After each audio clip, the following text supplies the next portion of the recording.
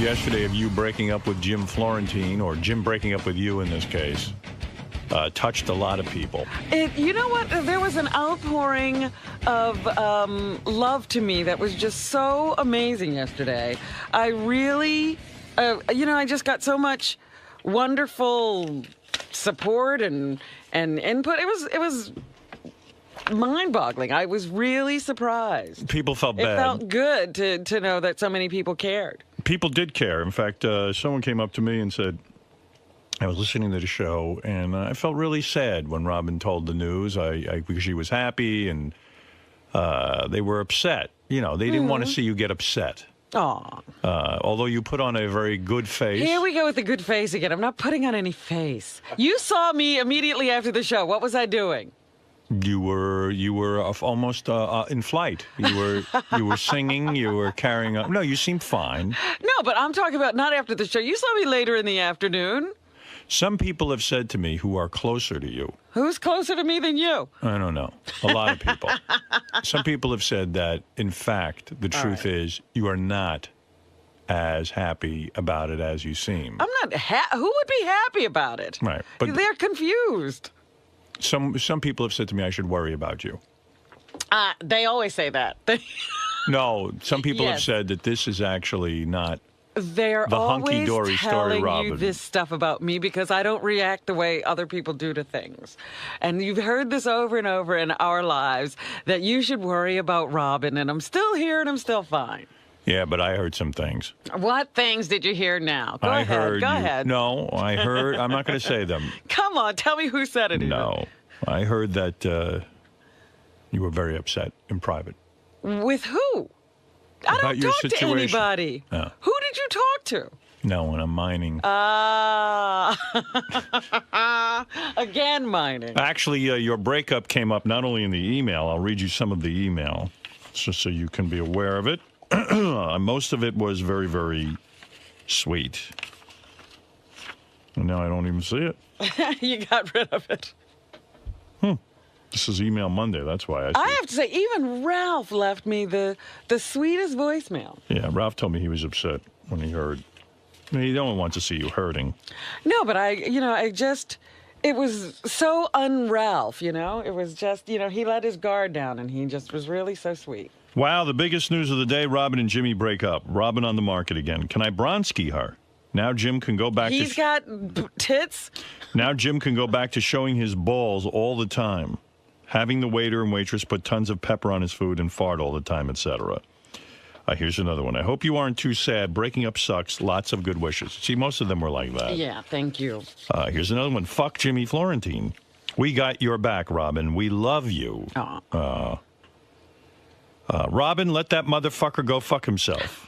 I only blame you for dating that asshole. Robin, please don't date anyone from the show. I won't date any more assholes, I promise. And Jim, go fuck yourself, and you're useless.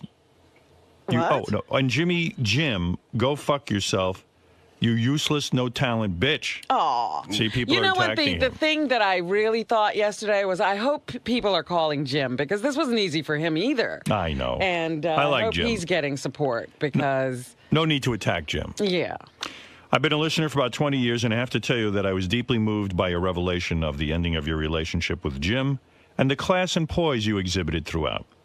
You are an amazingly strong and honest woman, and I admire you greatly for your honesty in dealing with this obviously painful conversation. By the way, you'll feel much better if you whip out your sweater puppies and flash those golden bozos at the camera. Really? Yeah. So this guy says the key to you feeling better is to show us your titties. Let me try that and see if I feel better. I would love it. And then there's a whole bunch of other topics here in the email. One of them was Michael Pardue. Oh, yes. The guy who came in and was in jail for 28 years, even though he was innocent. And actually, a lot of them were very, very cruel. Really? Tell this whining cunt to grow up and be a man. Wow. Whining? Wow, I was in jail for no reason. Bullshit. That's what it says here. Oh, my goodness. That's got to be a kid kidding around. That's crazy. Howard, why didn't you ask Michael Pardue if he knows anything about these murders? I listened to this segment, and this guy has never said he knows nothing about it. He just said he didn't do it. I think he's full of crap. There is just something not right with his story. Also, I believe he was never found innocent. The ruling was just overturned. I don't believe a word coming out of his mouth. So some people don't believe. Did we do any research? I don't think so, but, you know. So we don't know. We were taking his word. I was moved by the story of Michael and Becky Pardue.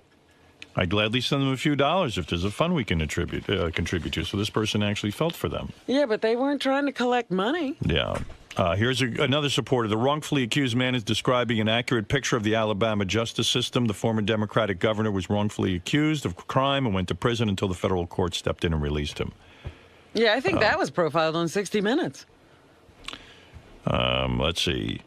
And this one says, Howard, how in the fuck can you give this Michael Pardue asshole 1 minute of airtime? Don't you dumb shits do an ounce of research on your guess? No. He comes in and claims he's innocent. And you pussies believe every single word of bullshit that he or his hideous wife have to say. He gets away with 2 murders based on a technicality, and you immediately start kissing his ass and proclaiming that he is innocent. Shame on you and the rest of you panty wastes for believing this horse shit. So, a very controversial guess. Yeah. Now I want to research. I was kind of moved by the guy's story, but... Hey, Howard? Yeah. The guys are telling me that someone else admitted to the crime? One of them, and there was DNA evidence. And there was DNA evidence that cleared him, so it wasn't like a technicality. Well, because, yeah, you know, I don't know that Michael was that articulate in explaining the entire story, and also because of radio and, you know, sometimes you have to be a little bit brief. There was a, you know, we talked a lot about this case, and the guys actually did find out about it. Okay. And I think there was really good reason to believe that this guy had been set up for 28 years, and he was a fascinating, upbeat kind of guy for a guy who had spent his entire life, from the time he was 17 years old till his 45th birthday, I think, in jail for something he didn't do. I disagree with these emails, and I think they're harsh, but, you know, that wouldn't be the first time our audience really blasted someone. Right, that's what I said, that would fascinate me, knowing what they thought about us handling such a topic on the show. Many people wrote in and said, I sounded like I was in a shitty mood on Monday. Says, Howard sounds like he's on his period this morning. Ask him if he needs a tampon. I can bring one in. And let me say this. What? I don't remember you being particularly bitchy yesterday. Well, I'll tell you what. I'll be honest. I'm in a shitty mood almost every day here. Yeah, I mean, you were your usual self. Yeah, I mean, I resent you saying that I was somehow on some days not in a shitty mood. I'm always in a shitty mood. I'm full of... He was complaining because I was having a good time in the park yesterday. Yeah. He came across me and he was like, talk. All you do is talk. You're still talking. Well, the reason I said that is, you got to hear this. I'm walking in the park yesterday, and I see Robin there with her friend, and they're walking in front of us. She's so busy yakking. I had been yelling stuff out to her for a good 5 or 10 minutes. Stop it. I was behind you forever. And my friend Pat and I are behind Robin and her friend, and I'm going, look at this. She does not even hear me. She's so busy yakking it up. I go, hey, don't you work? I yell out to her. Don't you yak it up all morning? Why don't you, why don't you shut up for a minute? So, I'm trying to be funny. And she doesn't even hear me being funny. Meanwhile, now I've yelled out and people are watching me because I'm yelling stuff out. Yeah. And, you know what I mean? Now it's not going over. So also I'm embarrassed. So finally You're bombing in the park. I'm bombing in the park. So I finally get up to Robin and I say, yeah, don't you yak it. And she turns around and sees me. And then I was annoyed. I was like, geez, I can't get away from this guy. Now he's complaining about me talking in the park. Well, I thought you were walking again, but I saw you ran. Yes, I did. She has on the running outfit, then she goes for a walk. I put on my walking shoes and then run. And my friend Pat corrected me. He said, that's good. If she's walking, running, whatever she's doing, it's good. Thank him. So didn't she just say she looked good? Put so I you said, in yeah, she your place. does. I love the fact that you got on the air and said he broke up with me.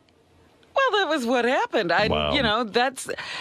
Sometimes people don't manage to make it, and one or the other leaves, and it's always this thing about the woman supposed to do the breaking up. Yeah, you made a really good point yesterday. I don't like when guys do that. And I have to admit I've been guilty of it. And I said, it dishonors the good times if you start fucking a person, in a bad way, just to make them break up with you at the end of the relationship. Just say you want to go. Right. Yeah, I thought that was a pretty good point you made. And I think I've been guilty of that, but I think I've matured somewhat. Mm-hmm. I don't think I handled myself like that in recent years. Uh-huh. Where, as a guy, or maybe even girls do this too, you start to act so fucked up so that the other person wants to break it off. Right. You almost act like... you actually start mistreating the people who you care were, about you. Yeah. happy with a few weeks or months ago. You start doing heroin. Yeah, you do silly things and mistreat them, and that's not a good thing to do. Yeah. Yeah, that was pretty cool the way you said that, and I admire that you brought that up. So in other words, and you said, hey, you don't need to do this. Just tell me how you feel. I was like, what do you need me to throw you out? Right. I'm not doing that. You have to say, I have to go, or I need to go, or I want to go. But you have to say it. Yeah. Guys do that too much. You put on a whole fucking charade. Right, because you might actually have some information that the woman needs. Instead of just going around doing silly things or making up reasons, be honest. It makes you doubt your reality. Well, not only that, it's just that the whole relationship is based on honesty, and all of a sudden you start, lying or making up things or trying to change reality in order to get out of it, Yeah, and then you start to think you're crazy. You go, you'll say, hey. Like, what was I doing here? Or you start to go, well, are you giving me signals? And the guy will go, no. Right. And all of a sudden you go, oh, maybe it's me. Maybe I'm fucking crazy. Or, he's going through something. I guess it has nothing to do with me. Right. You just want to know. Right. As a woman, you're saying to guys, look, if you're going out with us, don't... If we ever had a good time, don't dishonor it by now making it a bad time. Just say the good times are gone. Love you, babe. See ya. You're so right. No, you're right. You're absolutely right. And I think a lot of guys can relate to this because we've all been guilty of it. Sure. Well, I'm sure women have done it too. But the point is, you don't have to do that. You want to go. You don't have to soften it up and have her tell you. You have to get out. You've never played games like that? No. Look at you. You are a woman. Hear you roar. Yeah, you're right. I admired your message yesterday. I think that's why people were very sympathetic, because you didn't bullshit anyone. Well, that's nice. Yeah. I believe you will be triumphant. La, la, la. As a matter of fact, good news is just around the corner for you. You said on the air, and I don't know how serious you are about this, that you really want to fuck a 25-year-old. I think she's serious. I don't know. If I found the right 25-year-old, why not? Well, because I know you need to feel a connection in order to be with Well, that's why it'd have to be the right one. All right, but you wouldn't be. So a guy sent me some pictures of himself in a little note. Here we go with the pictures. Well, all right. You want to see what the guy looks like or not? Sure, I'll look. After hearing Robin's breakup proclamation today about needing a 25-year-old following her breakup with Jimmy Florentine, I felt I had to throw my hat in the ring. I'm a 25-year-old who lives and works in Manhattan, 2 blocks from Sirius, which would be convenient for you to fuck. After the show, you could get over there, fuck them, and then leave. And leave. Yeah. I have a great job as a software developer for a well-known firm. I'm 6'2", 185 pounds, blonde hair and green eyes. I went ahead and attached a few pictures of myself that I hope Robin will take an interest in. I would love to take her out to lunch or dinner and hopefully have a great time. Well, he's starting off right. I am sure Robin will get plenty of emails like this one, but I hope this will rise above the rest, especially since I work right around the corner. And then he signs his name. Let me take a look. I haven't Convenience even seen... is everything. Based on the description, Robin, did you like the way Larry Bird looked on the Celtics? Here is a picture. Here's the first picture. Oh, he's kind of cute. All right. From what I can see. All right. And a sort of... Ledger. You know what he looks Like a Heath Ledger. You think? I was thinking more of that guy from American Idol. It's Ryan Seacrest. Ryan Seacrest. Here's another picture from a different angle. You can take a look at that. Oh, very all-American. All-American looking. Yeah. He looks like a gay guy. That's what America looks like. And finally, in this picture, I believe he looks like, and I'm not making a joke, that Beckham character, the soccer player. David. Oh, yeah. There's some resemblance there. He cut a girl out of that picture. Could be his sister. Could be his sister. I doubt it. Well, he's a good-looking kid. Looks Not like that I'm looking for a relationship with a 25-year-old. Could But be I Heidi just think Fleiss. that's funny that he cut the girl out. Well, he does seem like an interesting candidate. I don't know what you want to do about it. If you want me to march him in here, I will. March him in here? Yeah. What have you got to do with him? I'll march him in here. He said he was willing to come in. You want him to come in? Sure, why not? You do. All right. See, I knew those pictures would work. Gary, book this gentleman. See if there isn't a love connection. Or just a fucking connection. Or something. Well, I just don't want guys to, come in here and fuck you randomly. Oh, really? We have to have some kind of screening process. If people are going to be having sex with you. I see. If we're going to be giving you away on the air. That's true. Well, this guy certainly looks like he's got the look that turned you on. You lit up, I have to say. I did not light up. Stop that. Right. Anyway, Lisa G is here. Speaking of working women. And speaking of attractive work. Who's more attractive than Lisa G? And she has a job. So there you go, Lisa she's G. She's keeping her job. She's keeping her job. Thank you. Yes, I am. I love working here. Good. Does Mark Consuelos, did he put you on a deadline for your vows? No, he hasn't really discussed that with me. He's just going to marry us. Well, how do the vows get presented? Have you worked that all out yet? We have not. Right. I don't think any of it will be worked out. I think it'll all be ad lib. I don't think it's all that thought out. It's not choreographed. Did you get a hold of Shanghai Kate? Thanks for the phone number. I haven't called her yet, but I will. Yeah, I got to go get that tattoo. And you're going to get the tattoo before the ceremony? Yeah. Yes, I am, Robin. So when are you getting the tattoo? I was going to go this week, but I don't think I'm going to have time. I just, anything could happen. I'd wait until after. You know what, though? I don't even care. Like, if I had the bee on me and then, like, let's say Beth and I break up, or Beth stopped running and got fat, and I can't marry her, She didn't keep a career. Right, she doesn't keep her career. I would just keep the bee on there almost as like a reminder of something. It would be like, I've kind of worked that out in my head that the tattoo, I'm all about the tattoo. And let's say it doesn't work out. Let's be realistic. Let's not be assholes and think that, my marriage is destined to work out. It stands the same test that all marriages do. Any other, yes. Who knows? I mean, Beth can wake up a year from now and go, I need to have a baby. Mm-hmm. That's it. We've already decided. Divorce. Because I ain't having a baby. I love that woman, but I'm not having a baby. All right. Because I would stop being in love. I'd be miserable. I'd be tortured. You would. You Yes. would literally stop being in love. I would. I told her that. That sounds like a choice to me. Yeah. It's not a force. It's a choice. A choice. I will have to be out of love with her. I was just saying, I'm out of love with you. That's you it. really think you could do that? Yes, I do. I think you're silly. You don't think so, Lisa? You'd be a great dad. I was Again. a great dad. He is a great dad. You know what I mean? To a new baby. I don't even know that I'm a great dad. You'd have to ask my kids that. I don't know if they think that. They're no judges. Yeah, I know. You know what? As a matter of fact, they don't even know how good a dad That's they right. have. They are no judges. Yeah.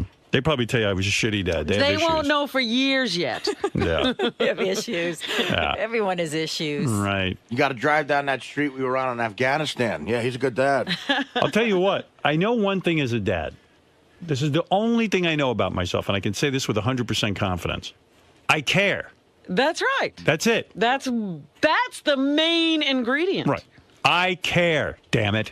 About what? I care about them. I care how they are doing. I know. I'm telling you. I mean, what That other is prerequisite? the primary Am I perfect? ingredient. Do I know every fucking answer? Do I know what to do? Do I I know? doubt if you had very many answers at all. But I do care what happens to them in life. This discussion helped me, though, because it made me think of a joke for the toast. Thank you. Which I'm writing. Write all of it down, please. Don't forget anything. He's working on his deadline, too. 3 girls, that's tough. It's definitely a challenge. And the fact of the matter is that I've gone through it, and Beth knows this about me, and I have had my fill of it. In other words, I feel full from it. In other words, I've eaten a big meal. You've had it. Yeah. You're satisfied. I've had 50 Big Macs, 100 fries, and 30 Big Cokes. You've had 6 peanut butter and jelly sandwiches. That's right. I'm as bloated as High Pitch Eric. But as I found out, there's always room for more. Yes, you did. Is that Jell-O on that plate? But look at the problems it's given you. So there you go. You're saying one more might give you a heart attack? Well, Right. let me just by you woke up one day and the baby was already there. Like you were not aware of how it got there. Right. So you're going to want Beth to kidnap a baby? Jesus. I like my life the way it is, honestly. I'm just saying, you would not, if the baby got here, you would have to take care of it. No. I would You not. would I would say to abandon the Beth, baby? well, I would financially take care of it, and I would have to say goodbye. Yeah, you because can't live with it. I've told Beth I cannot deal with having a kid.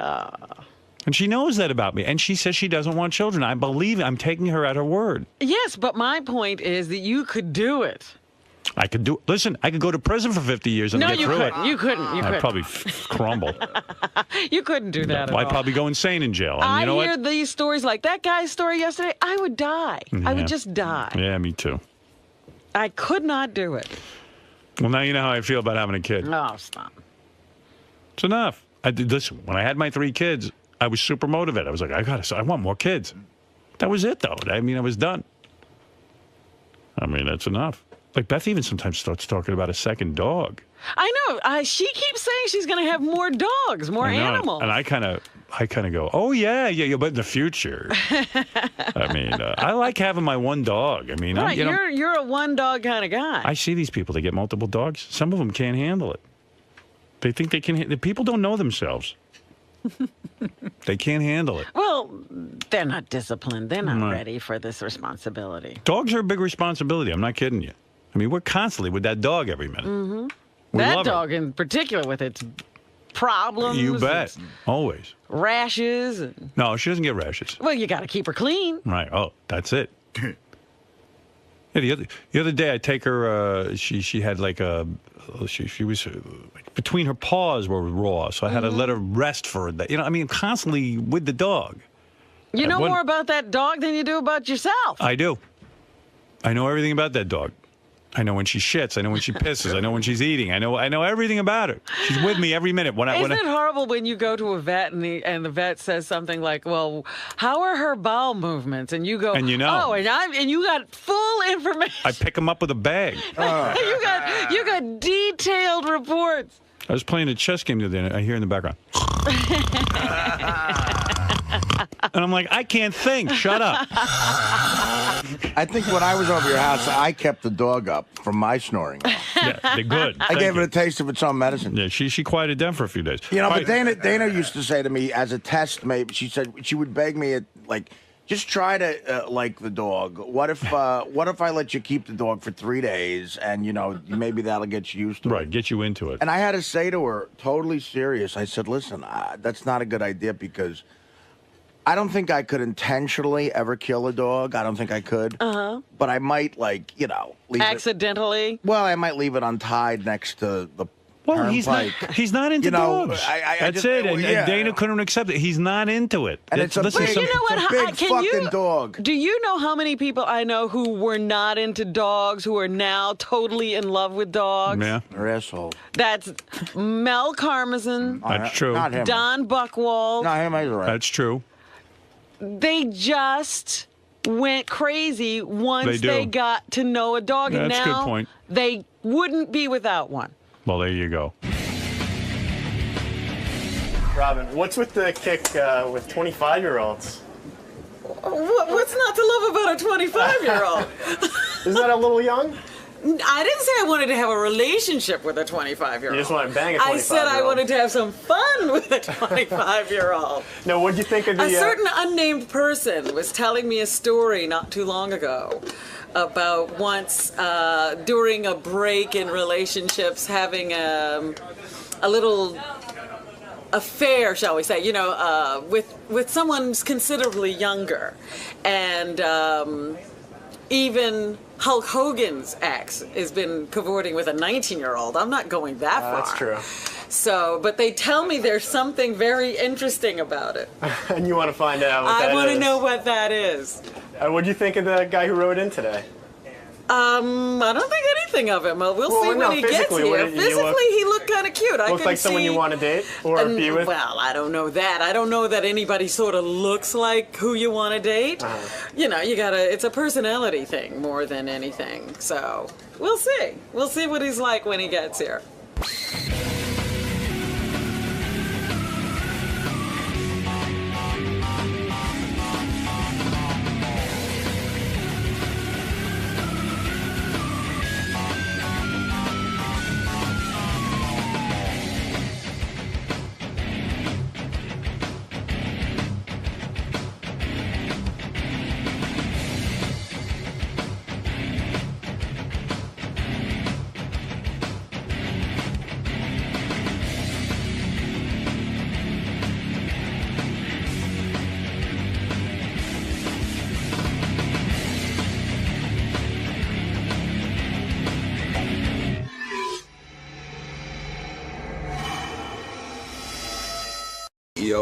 Sirius XM Radio Inc.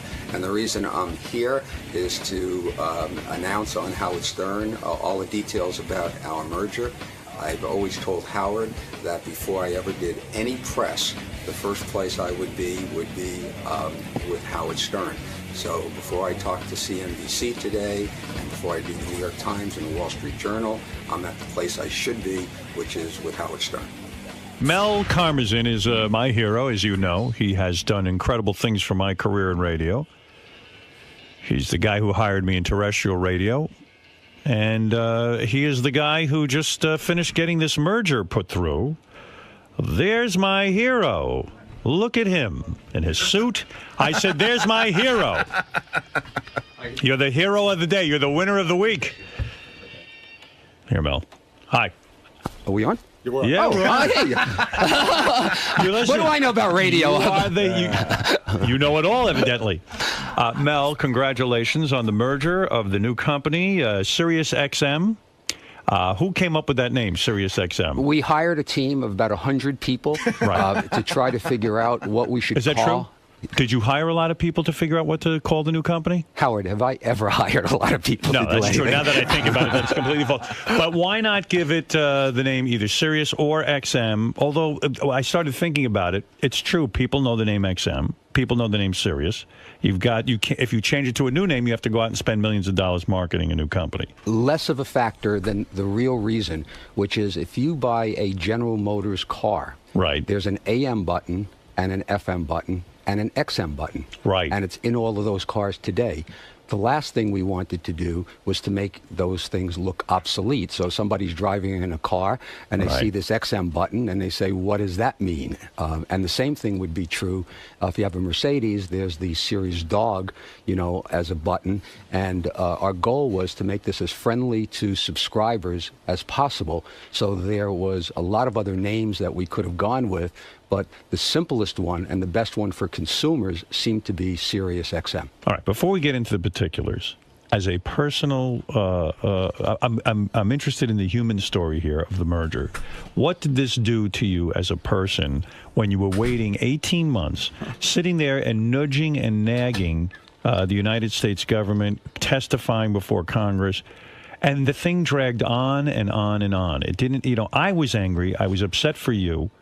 I really was. I was incensed because it made me lose belief in the government. The government eventually did the right thing, but at a high cost. I mean, waiting 18 months slows us down. What did that do to you personally? So I can give you the BS answer, which is it made me a better person. But that's it. No. Give me the real answer. The real answer is it really was dreadful. Clearly, there was no reason that this merger should not have been allowed to take place. Right. But even if, in fact, somebody thought it shouldn't take place, it's not that complicated. You could have sort of said, yes or no. Yes or no. And you could have done that real early. I spoke to a lawyer who handles these kinds of things. He says, you have no idea how many mergers are approved where there are real questions about whether something's a monopoly. He says, and they're approved almost immediately in terms of compared to the Sirius XM deal. Why was this dragged out so long? Was it me? Did you ever think it might be me? I thought it might be you all the time. Right. In part because of you, satellite radio became so visible. Right. And, satellite radio, I mean, think about when you joined the company. Right. There were 600,000 subscribers. Right. Not top of mind in any way, shape, or form. Right. Certainly a lot of work was done. XM had more subscribers than Sirius did at that time. And but satellite radio wasn't top of mind. Suddenly, after you joined, and after it became such big news that you were coming to satellite radio, anything involving satellite radio then became very big news. So the fact that the announcement was on the front pages of the Wall Street Journal, on the front pages of the New York Times, I had done, my career about over $200 billion worth of mergers and acquisitions. Right. This is an unbelievably small deal, an right. exciting one, right. and will be a big one, but not a big deal. And for a small deal, there's an inordinate amount of attention on it. Far more than This deal took longer to do. We had more congressional hearings. There were more comments made to the government than ExxonMobil combined. Which is unbelievable when you think about it. Well, when you consider the impact of that merger and the amount of money it involves, yeah. Listen, I'm going to tell you something. When I think about this merger and how long it took and what it took, let me tell you something. You got very thin. Did you think this is a result it wore him down, Did it wear you down? I will tell you this. I was on a hunger strike until the FCC.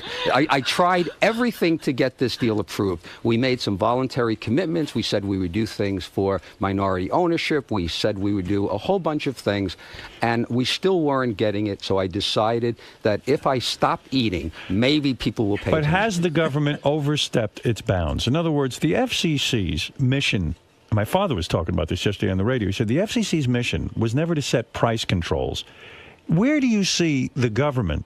Or to tell somebody how to run a business. I mean, where do you see the government doing that? They don't even tell ExxonMobil how to do this. Why don't they set price controls for gasoline? So the standard that the FCC has for approving a merger is that the merger is in the public interest. That is a broad standard. Right. So the FCC now looks at mergers and says, is this a merger that's in the public interest? They never set price controls. What we voluntarily did was set price controls. We said, you know what? We compete with free radio. We don't want to raise our prices. As a matter of fact, if anything, we'd like to lower our prices so that we can get more subscribers. Because you would think that if you charge $14.95 instead of $12.95, you'd have less subscribers, and if you charged less money, you'd have more subscribers. Right. So we, in trying to get the FCC to move the process along and approve this merger finally, we said, here's what we're going to do. And we outlined some voluntary commitments that we were prepared to do. The FCC accepted our voluntary commitments and therefore said this merger is in the public interest. But you had two Democrats on the FCC sitting there and saying, hey, we think there should be price freezes and this kind of stuff. That sounds like communism to me. There are two members of the FCC. They happen to be Democrats who are by the way, very nice, very smart people, but have never seen a merger in media that they would approve. Why?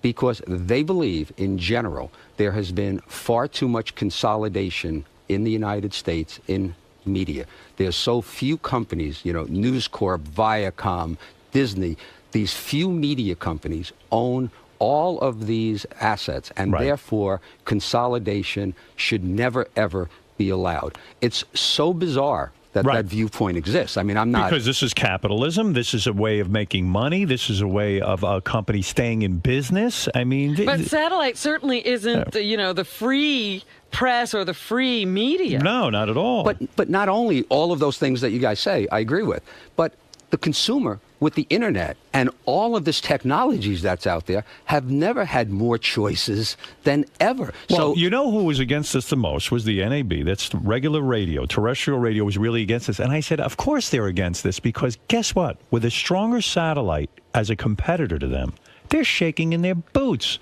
They're nervous that we're that good. And Howard, I think I really do feel that I need to take some time right now to absolutely thank the NAB for their objection to this merger.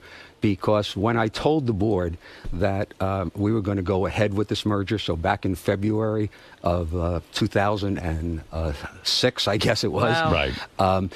7, I guess. I told the board that one of the things that would help our merger would be that if the NAB challenged our merger. And the reason for it, it would clearly demonstrate we compete with broadcasters. We know, we in radio. So your plan all along was saying, hey, if the NAB challenges it, it shows that we have competition. There's no, how could there possibly be a monopoly if the broadcasters are fighting it?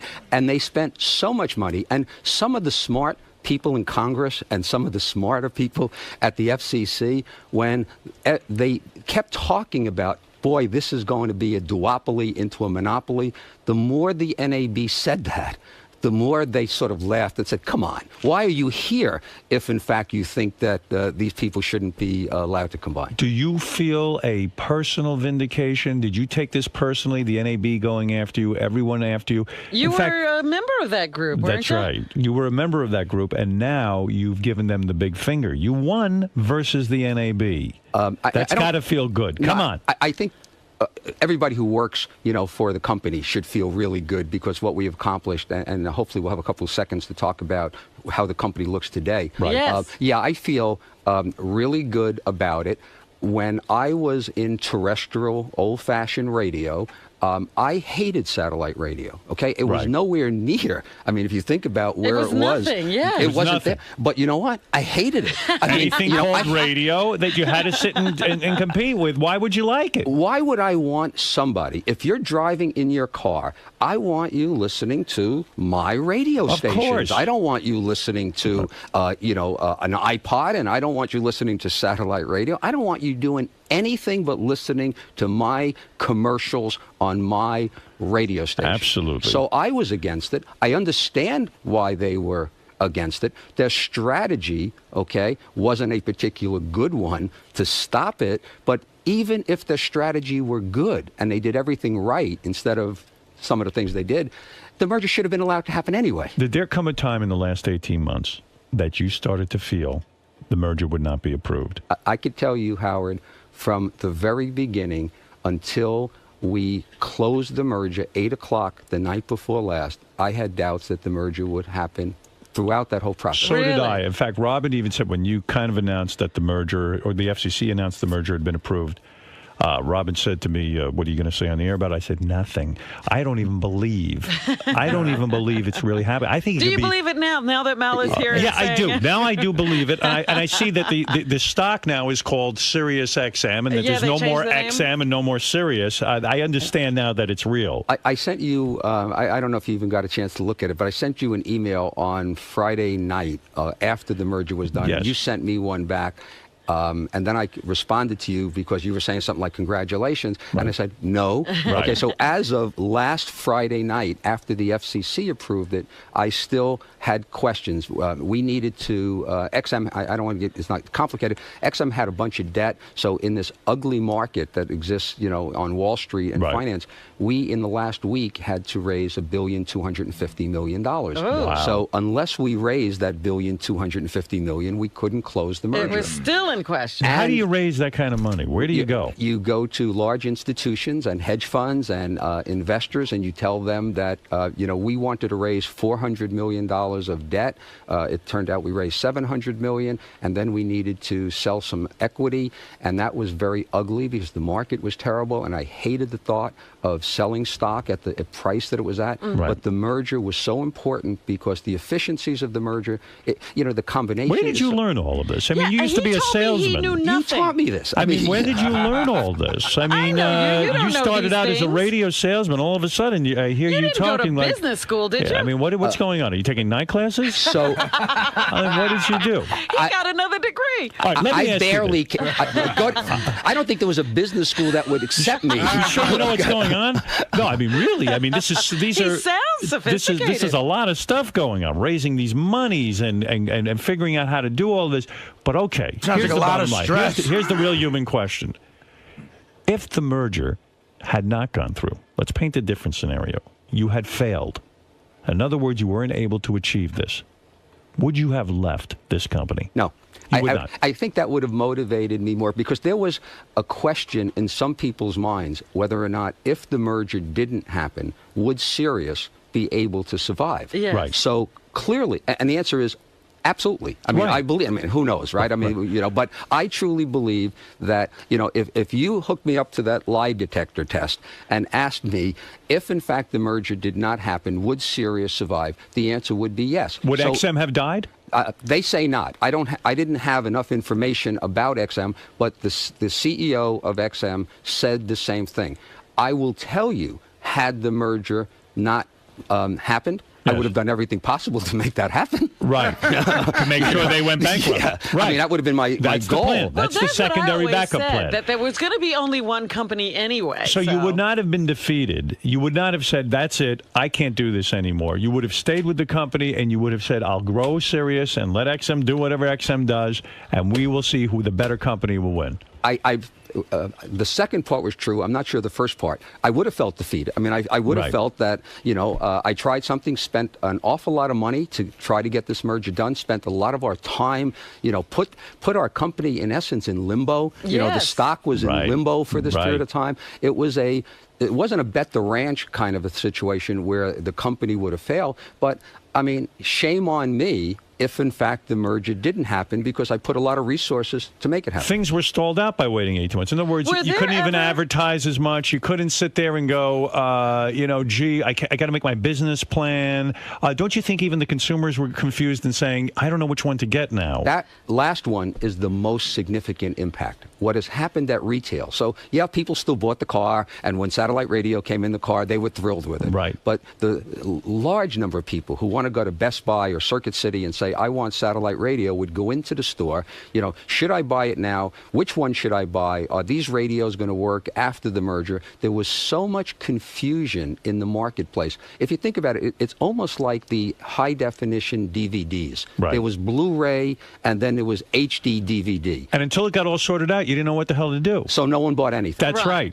That's exactly what happened So, during this merger. okay. Was there If ever I'm- any pressure from the board? When is this going to happen?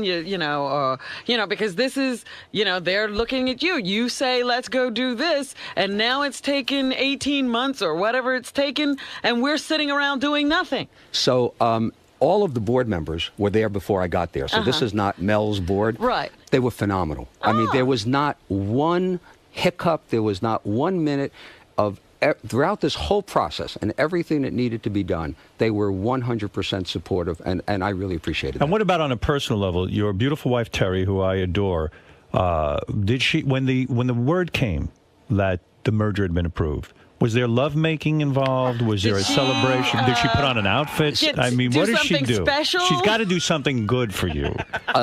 What happened? I must Take tell us you, through every detail. I must tell you. Yes. The beautiful Terry Yes. has always been there for me and has Absolutely. done everything. But this is special. I think as soon as the merger was announced and I got home and that I woke her up and I said, Tara, the merger was just approved. She said, Mel, could you take the dog out for a walk? Is that what So that's what happened. So that's And on another personal level, why is Tim Sabian so heavy now? What's going on with his weight? I didn't notice. Yeah, I mean, he's getting big. Well, Right. you went on a hunger strike. He Tim ate. went on an eating This has been strike. very stressful. we for all him. express our frustration in different ways. That's right. So you tell me Terry did nothing special for you after the merger was approved. What about the dog? You took the dog. I took the dog for a walk. I did pick up after the dog. So I still know what my role in life is. When did you become such a dog person? That's the other thing. I mean, what is this with this dog? What happened to you? Do you really want to hear this? Yeah, I mean, this is what really happened good. to you? So when I married Terry, Terry had always been a dog person. I never had a dog. You don't like anything but radio. Why? Right. What do I want a dog for? Right. Terry wanted a dog more than I didn't want a dog. Right. We adopted a dog at a shelter. So we adopted a border collie, 4 years old, named Angel. I can't believe how stupid I was for all of these years in not having a dog. You love dogs. I have become addicted. I have. What is it become- about the dog? One of my favorite charities are things related to dogs and animals. I can't tell you it's the fact that when I come home at night, the dog licks my face because Terry used to do that. Okay? I don't see her doing that anymore. No more. Maybe no when more. no. I just love the dog. I mean, You dog love that sleeps in dog. our bed. I mean, absolutely, totally addicted to it. And would you say the dog likes you better than Terry? Terry thinks that. Okay. Really, it's that good. Yeah, but the because dog- I know my dog likes Beth better than me. Terry spends an awful lot of time, with the dog. Right. But I truly believe that, if there's any listeners, I hear snoring. I mean, No, if I'm- how do you win the dog over in a sense to make it like you the best? If Because you're not the one spending all the time. When Terry's not around, Yeah. I talk to the dog and tell the dog all the bad things about Terry. and the dog seems to And understand. the dog gets it. And so now let's look at the future of satellite radio. Okay, where are we at? Because people What do is have this questions. company now? Okay. All right, Great. what are we doing? So let me tell you where we are today, All right. because a lot of people have perceptions of satellite radio, small company, things like that. If you today just add XM and Sirius together, so this is where we are today. Today. We are the second largest radio company in the world. Woo! Our revenue is $2.2 billion. Wow. The only radio company today that has more revenue than we do is Clear Channel. Right. And we're growing rapidly, and they are not. So we will become, in my opinion, the largest radio company in the world. I always said it. In a very short period of time. That makes them mental. We have today over 18 million subscribers. That's something. The only Well, how company, many people can hear us now, though? the only company that has more subscribers is Comcast. Wow. We have more Cable? Right. Wow. We have more subscribers than DirecTV, more than EchoStar, more than Cablevision. So Comcast has 24 million subscribers. Sirius XM has almost 19 million subscribers. That's impressive. So I think the main issue of the merger, because I think the rap today on satellite radio is no longer, will satellites work? Well, we know they work. You know, will we be able to attract content? You're the poster child that we can attract content. Will people pay for radio? Almost 19 million people today are paying for radio. And enjoying it. And loving it. Yeah. And the satisfaction level is phenomenal. The question is, will satellite radio make money? Because it's been around a long time, and company at some point has to make money. Right. This merger, in essence, creates such efficiencies because we were duplicating a lot of things together. They were advertising, we were advertising, they had call centers, we had call centers, right? All that costs money. All of that stuff now enables us to make money. So the question now really that's left is how much money we're going to make. Not if. Not if we're going to be able to make money. I like and this. It's so exciting. good. And, you know, I can't tell you that. I mean, do we have Shall we competitors? dance? Shouldn't Robin get topless? Yeah, I'm up for that. Hey, now. I mean, really. You never have said that in all of these years. You ever How need dare a you? reason? You've lost your mind. Trey Jolie, Robin. So, I mean, there's a tremendous amount of competitors out there. I mean, you know, obviously, when audio entertainment, you know, is big, there's a lot of ways you can get content. There are going to be more ways you're going to get content in the future. But I can't come up with a better way, okay, than our way. Because when you think of audio entertainment, you think of out of home, because in home, you know, though obviously a lot of people listen to audio content, you still got television and internet and stuff like that. Got even more competition. You got even more. So the place that was always, you know, the holy grail was in the car. Right. And we have deals with every single car company. That's terrific. That is so great. I mean, that's true, because now that we're the combined That's right. company, we can Everybody's do. under the So same in Now, what umbrella. answer about to the Robin's techno- question, yes. in answer to Robin's question about when we could be heard, so the deal closed at 8 o'clock on Monday night. I spent yesterday at XM in Washington. I'll be back at XM tomorrow. Right. And one of the things that we've already worked on at Sirius and that XM has also been working on is when our call centers, you know, when you call up, will be in a position, and our IT will be in a position to offer the best product on each other's service. So as an example, we're anxious to have your show on XM Yes. receivers. Me too. All of the receivers that are out there today will be able to get it. So the existing, you know, 9 million XM subscribers will be able to get it. And in early fall, we're thinking September, but it may slip to October. Right. But the hope is in September, your show and some other serious content will be extended and offered to XM subscribers if they want to receive it.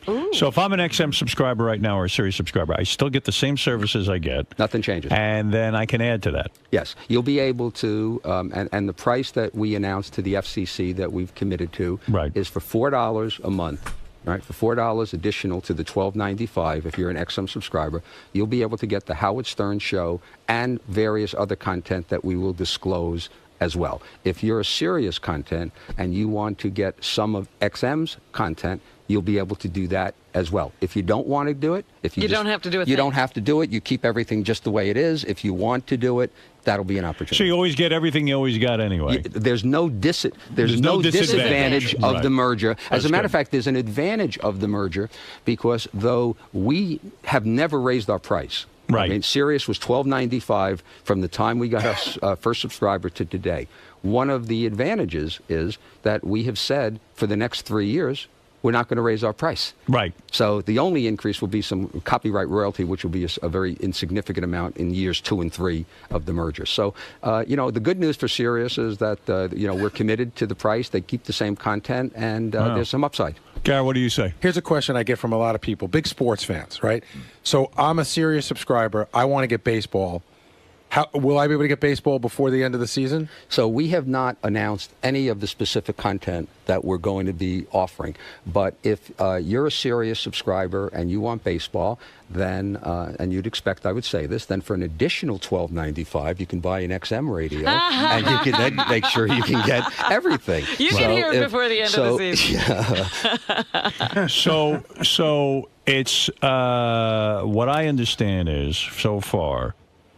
This is so new. We don't even know how things will shake out really in the future when it comes to technology too, right? Because like some guy called up and he says, well, I've got a lifetime subscription, Sirius lifetime subscription. Does that get affected? No. He asked me. It doesn't, No. right? It's you have the same equipment If and you the keep same that service. radio, that radio we've said will never be obsolete. Right. Will not ever be obsolete. And you can understand why it'll never be obsolete, because if you bought a car Right. and the satellite radio is in the car, we need to provide service to that satellite radio for as long as that car is ever on the road. That's right. So it will not be obsolete. So we will not make the radio obsolete. If you have a lifetime subscription, Right. What you should do is extend your lifetime subscription for a second lifetime.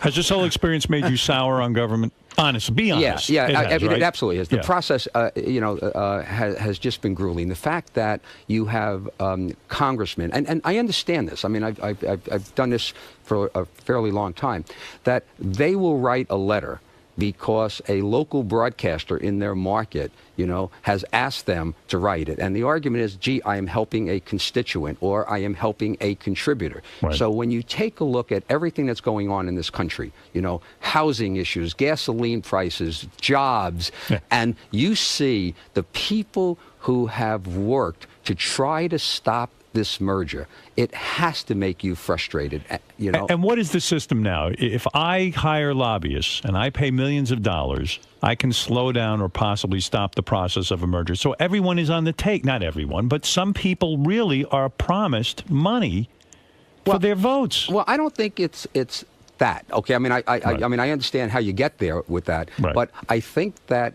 what is happening is that you have these congressmen and senators who want to get reelected. Right. In order to get reelected, it costs a lot of money to run television advertising. So they are constantly, probably, if you're a senator for 6 years, you spend about 2.5 to 3 years of that fundraising. Wow. The amount of time That's that right. you spend fundraising. So they are very concerned of making sure that they are representing their constituents. So, the argument... So anybody with a little, stone in their shoe. So our enemies, essentially our can enemies, the basically NAB. stop government from working. So our enemies, the NAB, go out and they hire lobbyists and they hire people with influence to sit down with these senators and congressmen and such and sit down and work them, so to speak. They put up a lot of money to stop this merger from happening.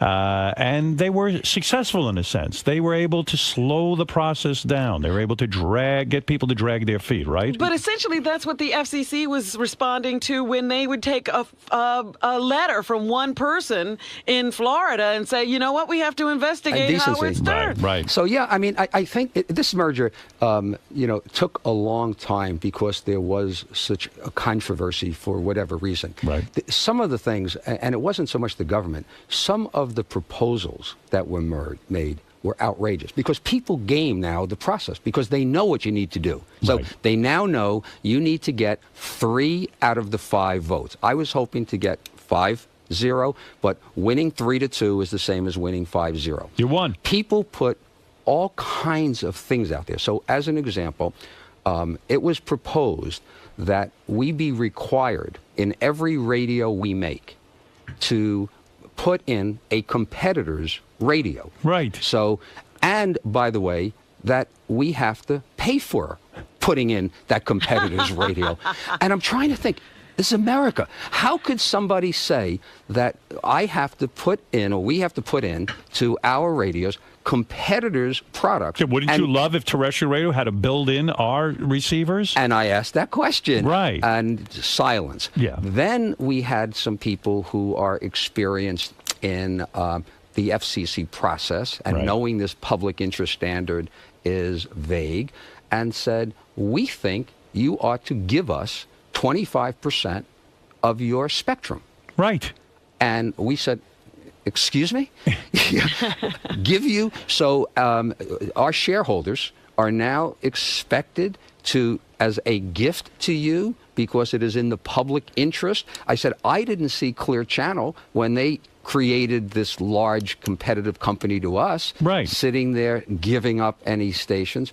So Yeah, why don't they donate a few stations to the public interest? that's what I thought. I mean, at this point, there's It's sickening, They're isn't pretty it? big, yeah. So- Those would have all been deal breakers, I assume. And yeah, well, we wouldn't do it. Yeah, you wouldn't do that. I, as much as I wanted to do this merger, I needed to make sure that we were going to do the merger and we were going to be able to win after the merger. Because as I told Right. you, we were going to win before the merger. Right, you didn't So- want to be disadvantaged. Yeah, to go backwards. I mean, so for the purpose of ego, right, to just sit there and say, we got a merger done, hooray, hooray, I'm moving on. Right. That isn't the case, right? I'm here and I'm going to stay here. And I wanted to get a merger done because the merger will make the company better than if it was. Was this the toughest thing you ever had to do in your career? Honestly. By far. That's it. As silly as that Even getting sounds. CBS and Viacom. Well, I mean, I must have. I did have one dinner with Sumner Redstone. I think that was worse. But that was tough. other than that one dinner, this was hard. This was the hardest thing I've ever done in Wow. my career, and it never should have been, because it should have been Easy. a piece of cake. You had two struggling companies,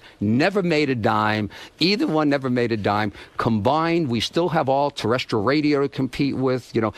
And Why did it take the Department of Justice so long to decide? because they had gotten such concerns, and there was a belief. So, remember, EchoStar and DirecTV, Right.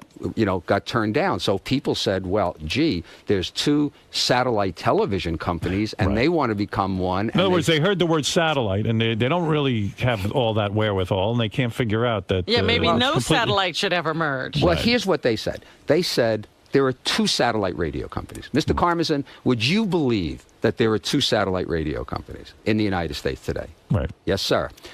And after the merger, there's going to be one satellite radio That's company. right. So this is a 2-to-1. This is a duopoly to become a monopoly.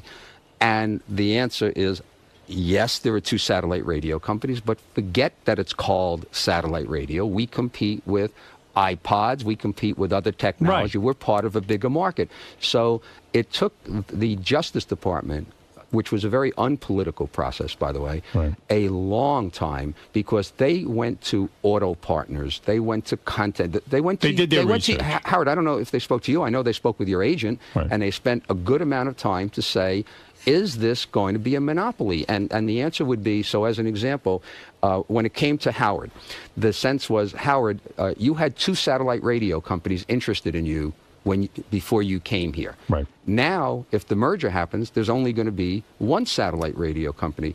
Aren't you sitting there concerned about that?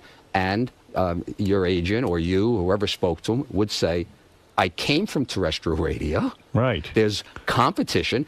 By the way, if I decide when my contract is up, and you better decide when your contract's up to stay, but Right. if I decide on my contract is up that I want to go somewhere else, there's plenty of places to go. Right. to go. Yes, right? absolutely. Happily have you. And the fact of the matter is that I'll tell you right now, I wouldn't go back to terrestrial radio under Why any would circumstance. you? I mean, But you had the level choice. of But you I had the always choice. had the here. choice. Yeah. And negotiating And move. there's- no, and let me tell you something. Creative freedom. Though, Here's is what I amazing. said. Here's what I said. I said you run the risk of having no satellite company to go to. Right. If you And don't then see you're this stuck merger. with only terrestrial radio. I had a bunch of radio guys say to me, this isn't good good for me. I'm talking about announcers who call me and are friendly with me and said, this isn't good for me because I used to be able to go to XM, then I could go to Sirius, and I could go.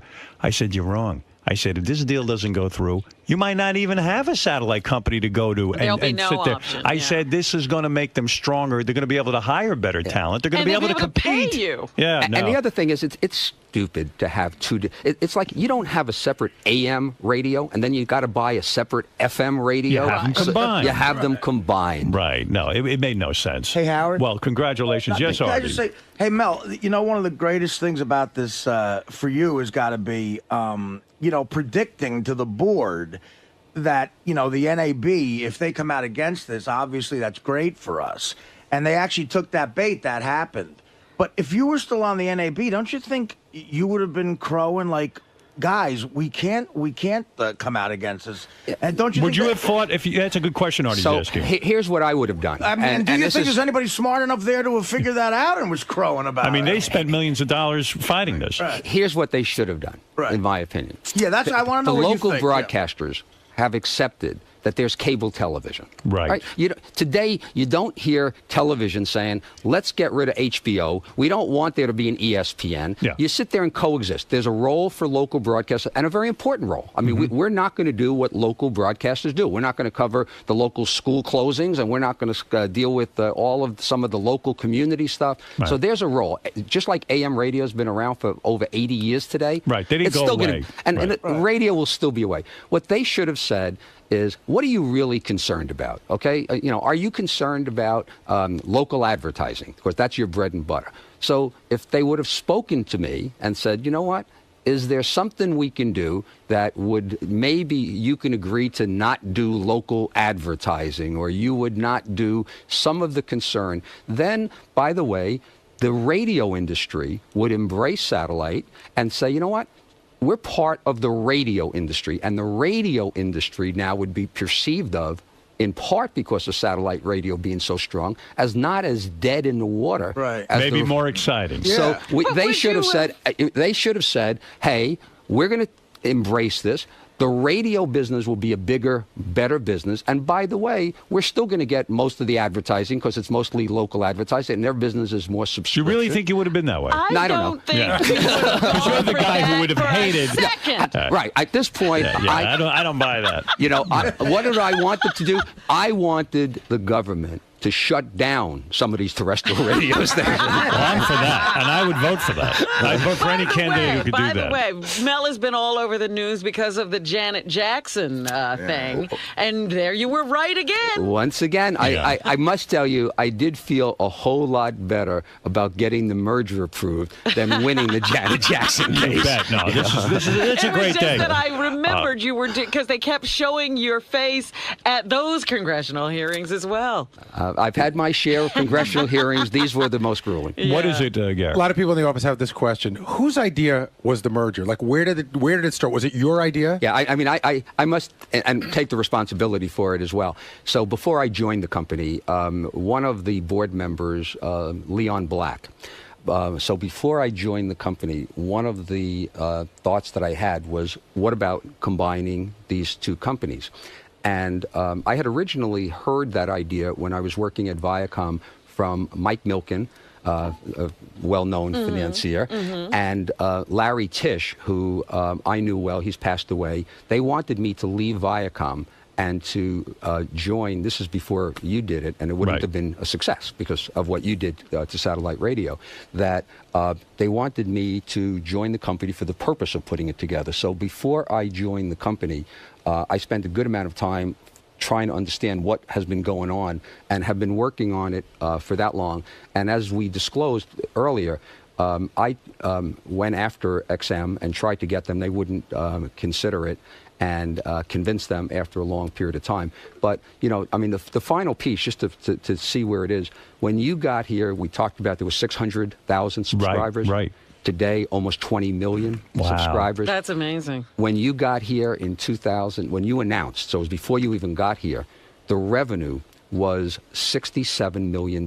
Sirius's total sales, $67 million. And today, as I said, $2.2 billion. A lot of growth. That is really fantastic, and I believe there's a great future ahead for satellite radio. More than anyone predicts, and I am pretty good with radio stuff. Well, you know what I was asking the other day. You know, Tim Sabian once told us about the rate of sales of satellite radio, and is the growth still that? Well, people, car companies are slowing down, but they're still selling a lot of cars, and satellite radio is going there. And I think that once the confusion of the merger is out of the place, I think that aftermarket, I think these better products, that we'll be able to create where you can get the Howard Stern on XM, I think that's going to help. I think the churn, where people disconnect will go down because the product will be better. So, Right. I mean, I think that there's a lot of good things, a lot of You did risks, a lot of fabulous company. job. You should be congratulated and really proud of yourself. Well, I mean, that's it's a new tremendous advertising accomplishment. campaign. Howard Stern on XM. And the whole That's right. team, by the way, there was just a I know. tremendous There's an team of people, as always. amazing group of people who really hung in there, and this is tough. And I mean, I felt for Mel going down there and testifying over and over again. I knew it was a bunch that of was the bullshit. problem, yeah. Dominic, you're on the air. Go ahead, Dominic. Congratulations, Mel. Thanks, Dominic. Politically, I think that this is like the internet. It scares the hell out of the political parties how powerful this really is. Do you agree on that? Yeah, I will tell you that I had a very influential senator that met with me privately who said that I am willing to support this merger if you are willing to conform to terrestrial radio's rules on indecency. Wow. Okay. Wow. And you know my answer on that, Right. right? So That's ridiculous. what they are deal breakers. In my opinion, I don't believe that we do anything indecent at all. I Yeah, think we do right. funny and stuff like that. So, and this Janet Jackson thing, everybody thought, Wait, can oh my you God. imagine in a private pay service?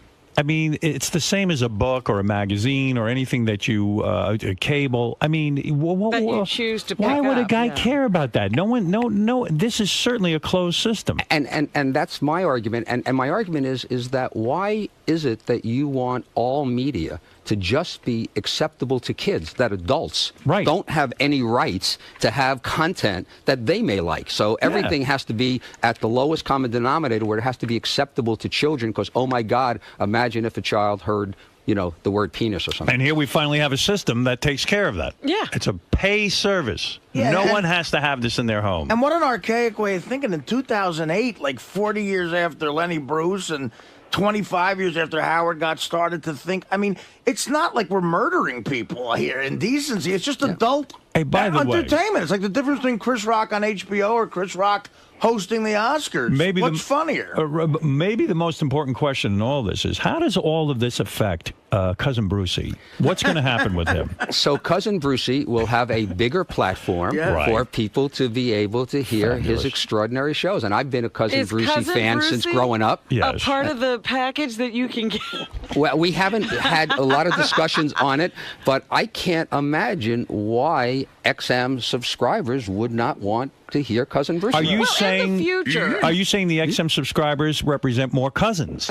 That's right. It's a They're bigger 20 family. And the It's a bigger XMers, family. the XMers are officially cousins now, is what you're saying. We are now together. I am, as of yesterday, I had a town hall there. Yes. I'm going to have one here today at 10:30 in New York.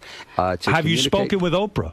I have not spoken to Oprah, but Oprah had She's sent an old regards. friend, to, I love Oprah, and I've not seen her in ages. But Does Oprah want to meet with me now that we're on the same thing? Let me think write we that have down. to To have when I that do summit. speak to Oprah, I will ask her. Somebody told me there was going to be a joint press conference. Was You know that what would be great? Yeah, I think Howard said I that. said that, and somebody picked up on it and said they couldn't wait for the joint press conference. One of the bad about the internet, right? I mean, the internet's phenomenal, right? Is that all over the internet was people are asking now, when is the Howard Stern Oprah press conference?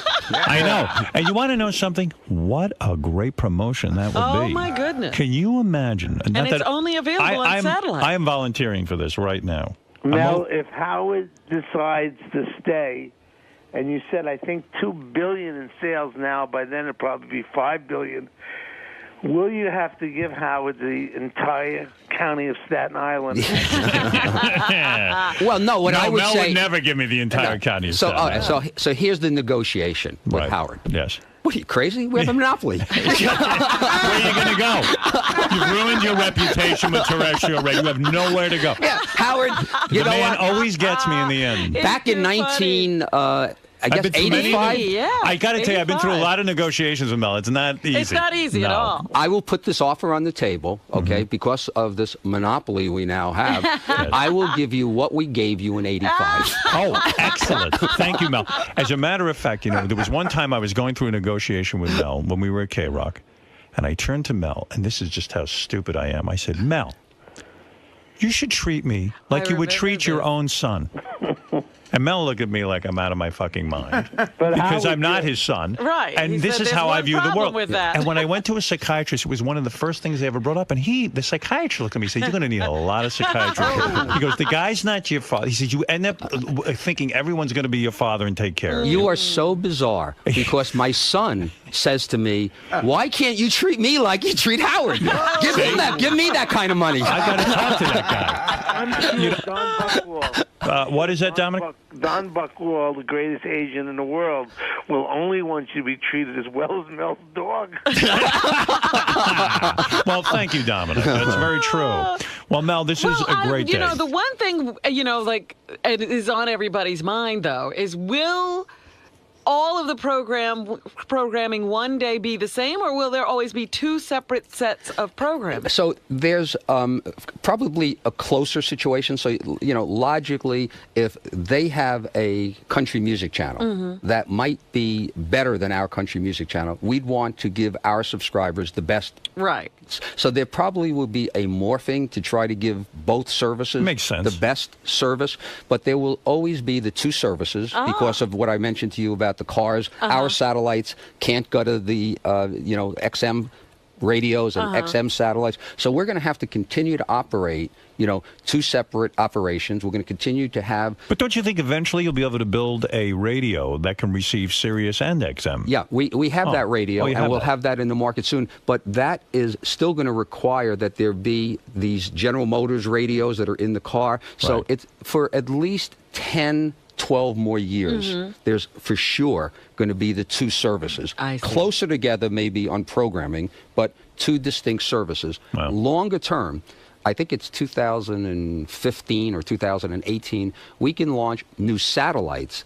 And then when we launch new satellites, then it will be able to get to both radios, and then we can, but that's a long way That's off. a long way off. That's great. In the meantime, I have things to do to make this work. So the easy Yeah. part, believe it or not, I've been telling people, the easy part is over because doing the deal is supposed to be easy. Now you got to make it work. And what about Riley Martin? How will this affect him? Have you negotiated with him? One of the thoughts coming in here was whether or not I should tell the truth about the revenue of the company. Right. Because I knew the impact would be on Riley Martin. When and Riley hears you're making $262 billion, it's going to drive him absolutely insane. In fact, I'll play you later in the show, not while Mel is here. Riley did call. Oh, yeah? Riley on his show I said, I will play you tape, he's very upset that Mel didn't mention him at the press conference. You're kidding. That's right. And he's not kidding. He's well- not kidding. Marianne from Brooklyn, go ahead. What do you want to say to Mel real I quick? want to congratulate you, Mel, for all your hard work, for all of us, for Howard, for everybody. And Mel, if it's too personal, who are you voting for, Mel? Because whoever you're voting for, I'm voting for. Yeah, it's. I thought I knew who I was going to vote for, and I was hoping throughout this process, I was going to see a distinction, from Republicans and a distinction from Democrats, and knowing how important to my life business is, Right. that one of the issues that would have influenced my voting would have been, on, what is necessary, what is better for our shareholders, and that's because, a lot of the contributions that I make to political parties comes because I make money here. Right. And but I'm not clear. I know Senator McCain fairly well, and I have really been a fan of his for a long time. Yeah. And I've not met Senator Obama. So, at this point, I haven't made any decision Up for grabs. You don't know yet. I could Are be, you waiting for the debate? I think I'm waiting till I probably close that curtain. So and this make the vote. FCC process, you were hoping that maybe you'd have some clarity about how you felt about either party, but you're saying I would think you would have favored the Republicans in this because at least they approved the merger on the FCC. I absolutely do. I mean, Yeah. the vote was 3-2, and the 3 votes who approved it were Republicans, and that says an awful lot to me. So, yeah. And now, if you need me to advertise for you absolutely for free, I will pound the pavement for Sirius XM because I am a huge fan and a supporter of having what I like. This is my indulgence in life, and I truly believe in... All right, I have a headache. Marianne, we need more people like you who are willing to do things for free. Right. Yeah. go That's ahead, Mel's real Marianne. push now. He wants to get as much as possible for free. Yeah, do whatever you got to do, Marianne. You have permission. I see Carte Ralph's on the blanche. phone and wants to tell Mel what he needs to do now as the head of Sirius XM. Are you interested in Ralph's input at all? Do you think it's relevant? I feel the same about Ralph's input as I always have. You're right. Okay, good. Ralph, go ahead. What should he Quickly. wear at the press conference, Ralph? So good. Hey, Mel really is in another world when he's waiting to talk to the candidates to decide who he's going to vote. Right. He's really He risen. is. He I knew him when he had no definitely access. Now all of a sudden he's hanging out I with. love that. Yes. All right, Mel, there's 2 problems here, and take this seriously. First of all, my friend went to buy 2 different cars, a Hummer and a BMW. When he got the Hummer, they didn't even tell him that he had XM in it. He had to read the owner's manual. The BMW, he got the BMW. He ordered it. He gets the BMW. He goes, well, where's the Sirius? He goes, oh, you wanted that? You needed to order it. You should have asked us, and it's going to cost you $500 now. So these car companies got to get on board, first of all. Right. Ralph, I retail think level. for the first time, I'm going to say you've raised a good point, and I think the good news is it just shows you how successful satellite radio has been, and there's still so much work that has to be done to really execute perfectly. And a lot of the stuff is beyond our hands. When you go to Best Buy or one of the retail stores, they have a fair turnover of salespeople, and you ask them a question, which service has Howard Stern? And I do that all the time, just go in as a customer.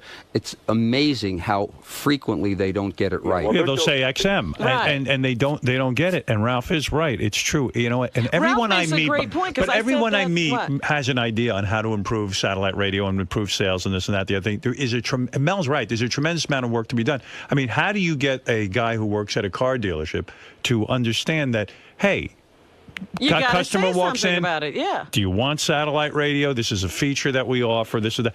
I mean, told how do you do I bought that? a car the other day. I work in satellite radio. They know I work in satellite radio.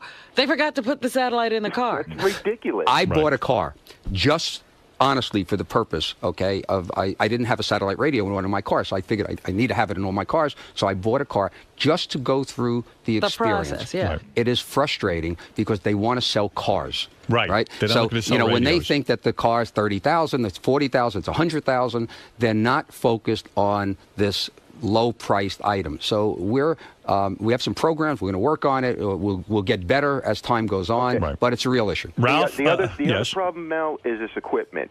You should be able to go in a store and buy one fucking thing instead of jumping through hoops. I got to buy a car kit. I got to buy a home dock. I got to port this. It should be simple. And then they don't have the car kit in stock.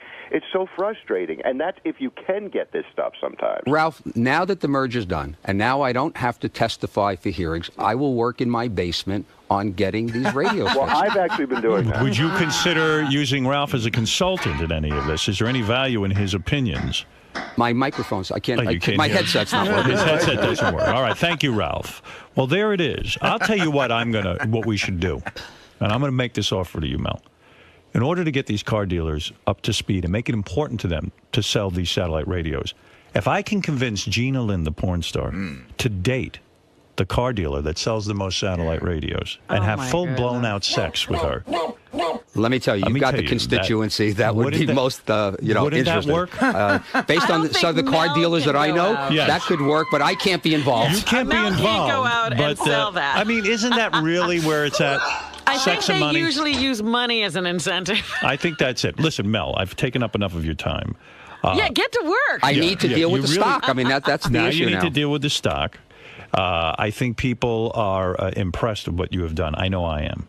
Thank you. I am special, but this seems to make you even more special, which is terrific. I am very grateful that you did this because I'm going to tell you, I could never have predicted that 2.5 years ago when I signed up with the company, actually 3.5 years I signed, I said satellite radio will be big. And I really felt that it would take off, and I think it is the future of radio.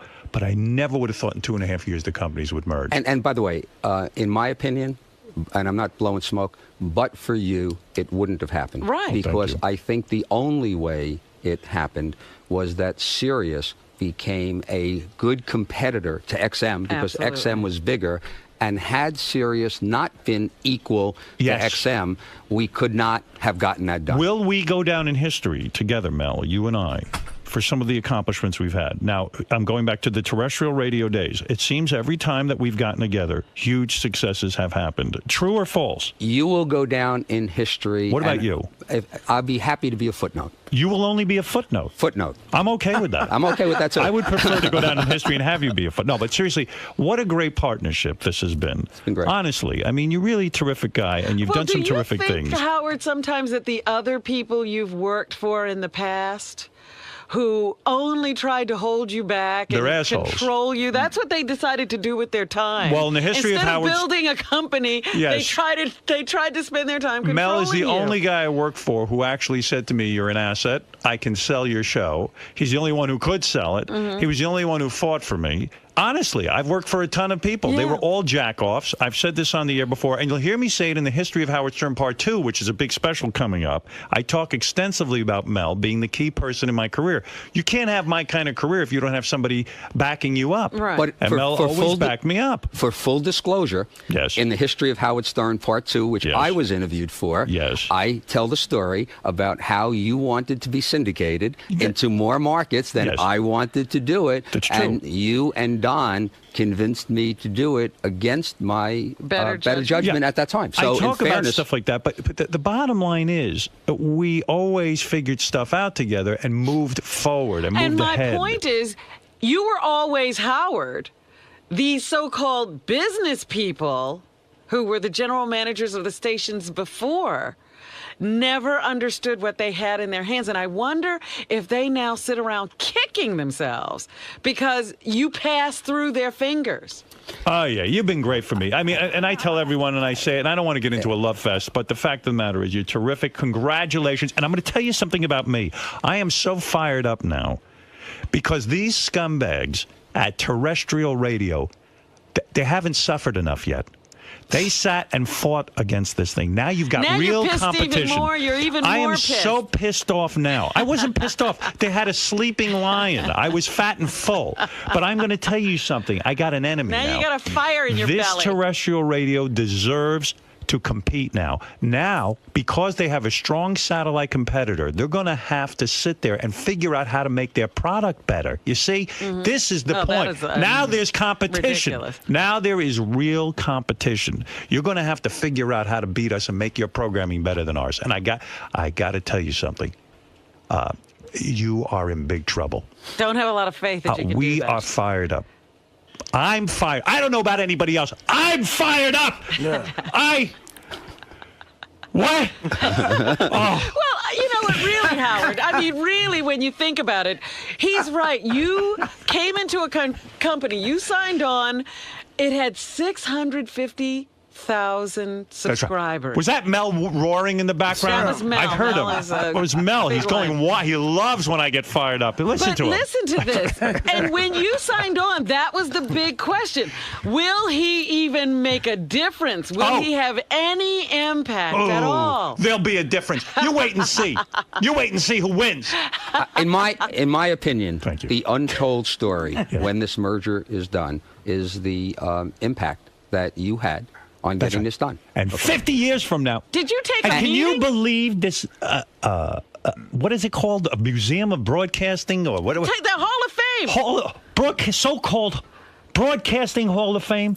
How could you have a Broadcasting Hall of Fame and I'm not in it? Some reverend they put in there. For the record, I don't care, by the way. 4 years ago, I was inducted. That's into the right. Hall of Fame. Rightly so. Even you. All right. You So should resign. Why do you want to be? Why do you want to be I a don't. member of something that I'm a member of? I just want to point that out. That's all. Yeah. How dare they? If you go to the racetrack and there's a horse named Parmesan Stern, you bet on that horse. Well, you know, in my opinion, and the last thing I have to say, because I really got to get back to work, is that in all of show business, okay, there are very few people, and I can't really think of another one that is as impactful, okay, in business. So the idea of having you be so impactful to do billions of dollars of a merger and to be able to take a company there, I think is extraordinary. You're right. And I listen, think that if you even begun to think in years ahead of leaving, it would be like me sitting there saying, you know what, now that it's done, I'm going to leave. So as much as I'm committed,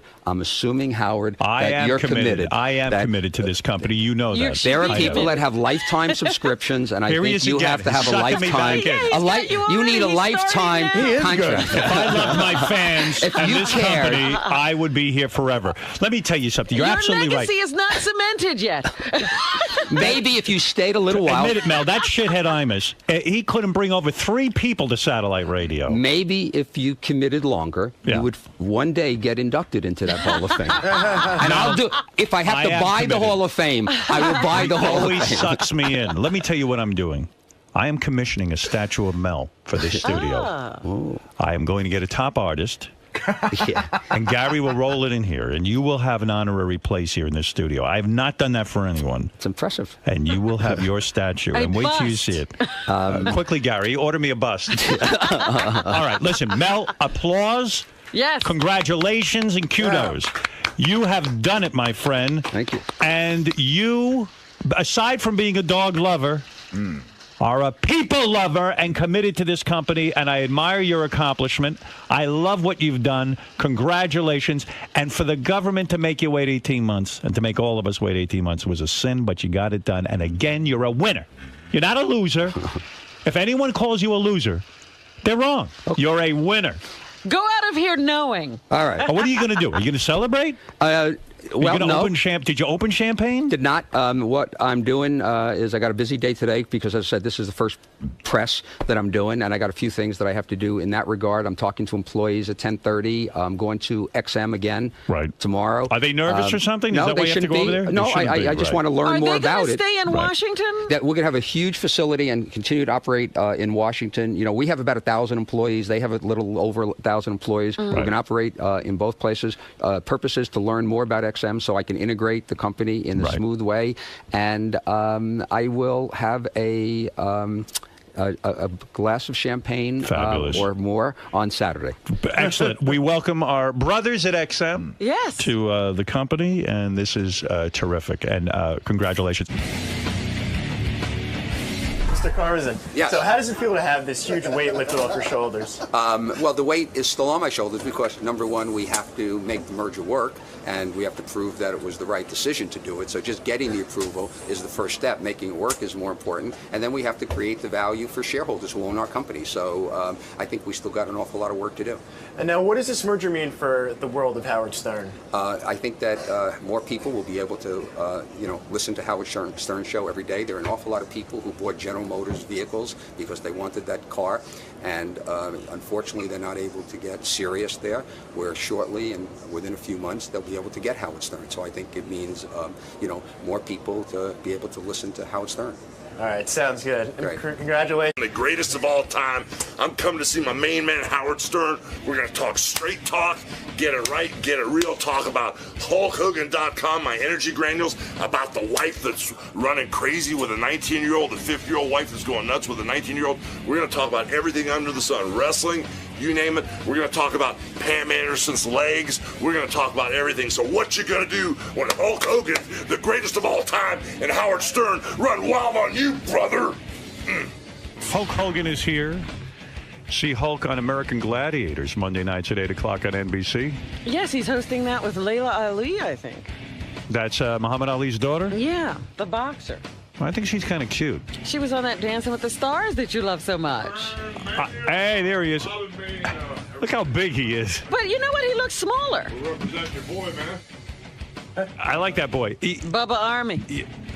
What'd you do, man? You pumped up. I mean, your arms are bigger. Hey, I'm sorry. I'm sorry I got both phones from him, but Nick might call me from jail, and I got to at least say good morning if he calls me. Absolutely. Would you say hello to him if he calls? Of course I would. Just remember, you're being recorded. Anything you say can incriminate you, so no nail files in the apple pie or anything like that. I mean, I can't say I'm going to send you a gun so you. No, you can. Oh, you can say it, but please don't do that. Are you? Where? You want me here? When Yeah, sit down. Have a thanks. seat. When you become a single, how's your hip? My hip's better. He's got a bad hip? No, I got a hip replacement. Oh, you did? Why but does it hurt? still hurts? We had in the guy Jesse Ventura, who just had a hip replacement. Please. Anyway, nice guy.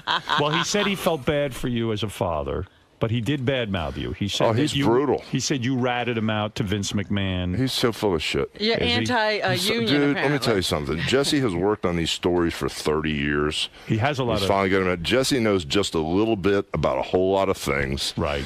And you should ask him about Plato's retreat when he used to come to New York and him and his wife would do all the wife swapping. Oh. You should ask him about coming to San Francisco, running wild on Quaaludes for 72 hours and showing up with the same clothes on, pissing in his pants and everything. You should ask him the real stories about Jesse. Because Jesse said he never did drugs. Please. He said he did some testosterone. Please. But Dude. he never smoked weed. He said he never. Dude, I smoked pot with Jesse in the hotel room and his partner Adrian Adonis. Give me a break. Really? Yeah, really. Because he claims because dude, stop. You got. But that was back in the 80s. Because we had what's his name, the Iron Sheik on, and he used to call Jesse the Medicine Man. Oh yeah. And so, What does that mean? Okay, Robin. I don't know these Explain terms. the world to us. It's a What do Blue we Jay. know? Double Blue Jay, brother. End around. So you guys are hot. You never stop. You're doing great. I'm just trying to play the second half of the game here. I'm worried about you. I'm First of all, doing better. When you sat down, we have a lot to cover, but when you sat down, you looked like you were in physical pain. Yeah, my back's pretty messed up. What is it I told messed up you- from? Wait a minute. I told you one of the things that used to kill me about his reality show is that everybody's lounging around the pool in the beautiful house, and then Hulk limps out because he has given his whole body to making a livelihood for his family. And it always seemed that, he was not appreciated. Yeah, did you start to feel? Because now we can really talk. Did you? You know we can, brother. Yes. Did you start? Gloves are off. Did you start to feel? And you love it. I do. Did you start to feel as a man? Shit, I gave my whole body. Really, I mean, you're racked in pain. You spent a lot of years hustling on the road for a living. Not that some of it wasn't fun, but a lot of it's pretty dreary. Did you start to feel resentful that, like in a sense, that your family was having such fun and good times, and meanwhile you're down there trying to maintain your physical health? No, I didn't feel resentful. It's just, I couldn't stay ahead of the curve because it was never, it was never the house wasn't big enough or we had to move again. So I had to hustle. I actually kind of like retired one time, and then when I saw this big monster house being built, I went to work for Ted Turner for 7 years. And Did Linda put pressure on you and say the house isn't good enough for us? No, she didn't say it was good enough, but she always wanted to move. And like when we went to Miami a few years ago, I remember you didn't want to go there. No, I wanted to stay in Florida, but Brooke was recording there, and so Linda found a house and she wanted to move there. So all of a sudden, Timberland, what's his name? Timberland, the producer was going to buy the home. But instead, I came in like at 7 in the morning with Brooke from the recording studio. They woke me up. Oh, we got to look at this house. We got to buy it. So, Linda talked me into buying this house. This is what I want. This is what I want. Put $14 million into the house. All of a sudden, 6 months later, I'm standing there in the house by myself. Kids gone. I'm going, what am I doing here? Ugh. So, and then, when she moved out to L.A., she got this rental house in Brentwood, $22,000 a month. Why did she want to live in L.A.? Because her family's from there. But why did she have to move you and spend $14 million in California if she wanted to move to L.A.? Yeah. Brother, you got to fix what's wrong on the inside before everything works on the outside. You know what I'm how saying? miserable I knew you were when we were at Bubba's wedding, and you walked in carrying that big box, whatever the hell the gift was. Right. You looked like you just wanted to kill yourself. You're carrying this big box. I said, this guy needs to get laid so fucking badly. The other thing was Linda was there, and she was holding hands with a girl. I'm telling. Oh, I can't even remember. Oh, you want your lawyer on the phone? I'll put him on. I'll keep him up. David Houston? Yeah. All right. Dave, you want to be on here? I know you said you want Dirty Dave. Terry, how are you? I'm doing great, man. Hey, Dave. So anyway, I knew you were miserable that day I said, this guy's aching to get out there and play around a little bit. But at the beginning of the reality show, did you know your marriage was in trouble? Yeah, I did. We had problems. I remember I was married 23 years. I remember about the 3-year mark when we started to have a few little problems. I went to her parents and I said, Gail and Joe, I said, hey, Linda's kind of wild, and I'm having some problems with the wine and this and that. They go, well, you married her. I went, oh, thanks. I mean, like nobody told me. Problem now. Like they were having to get rid of her. I went, oh my God. Hey, I know I'm jumping all over the place. Brooke's thinking of doing Playboy. You're going to let that go down? Here's what's going on. What's going on? Brooke, when she was 16, got a call to do Playboy. That's crazy. So I called them back and I said very gracefully, she's only 16 years old. Thanks for the call. We appreciate the interest. Bang. So now all of a sudden, her reality show's taken off. She did some really great numbers the last couple of weeks. I've been watching the show. I have too. Yeah. Playboy, she said to say hello too. She loves you. I love her. Playboy called and said, we want you on the cover of the 55th anniversary where they'll have Drew Barrymore, Marilyn Monroe, and everybody inside. So she calls me and asks me what I think. I said, well, the first thing you say on a business call like that is we're very interested. Let us find out more about it. Right. Now, Playboy could be something where they just got you on the cover and they do nice little pictures, or Playboy could be where they get you on the cover and they want the full-blown spread. And you have to make that decision. Right. Because it's a major career momentum-shifting move, which can make your career skyrocket or it can put you in the tank. So you got to be real careful. So you would be okay with it if she decides to do it? Bro, I'm not okay with it because I got this old redneck, old school mentality, which is barbaric. But at the end of the day, Brooke is 20 years old, bro.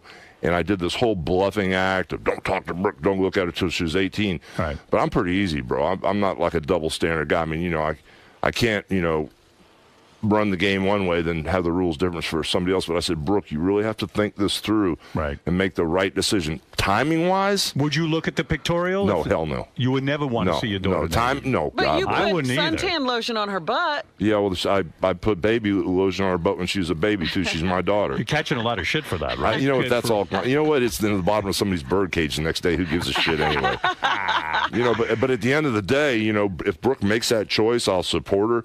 I think right now it's the wrong time. Really? I think it's the wrong time. I agree, now. and I'll tell you why. why. What is the right time? Because I don't know. Probably down the road when she needs to. Well, you can ask Pam Anderson. She knows when the right time is. Hell, I don't know. I've never done it. No, Brooke's got something going on now. She doesn't need She's doing it. She doesn't Thank need you. it. Yeah. And the best time for her to do it is when Hulk is dead. I see. That's the best time to do it. Let him pass away, and then she can go in the fucking magazine and be Once naked. he's 6 feet under. Huh? Yeah, I like her. I find her charismatic. He is fascinated. I watch the show every week, and I don't even know why. Let me tell you one thing about Why Brooke. do I like that?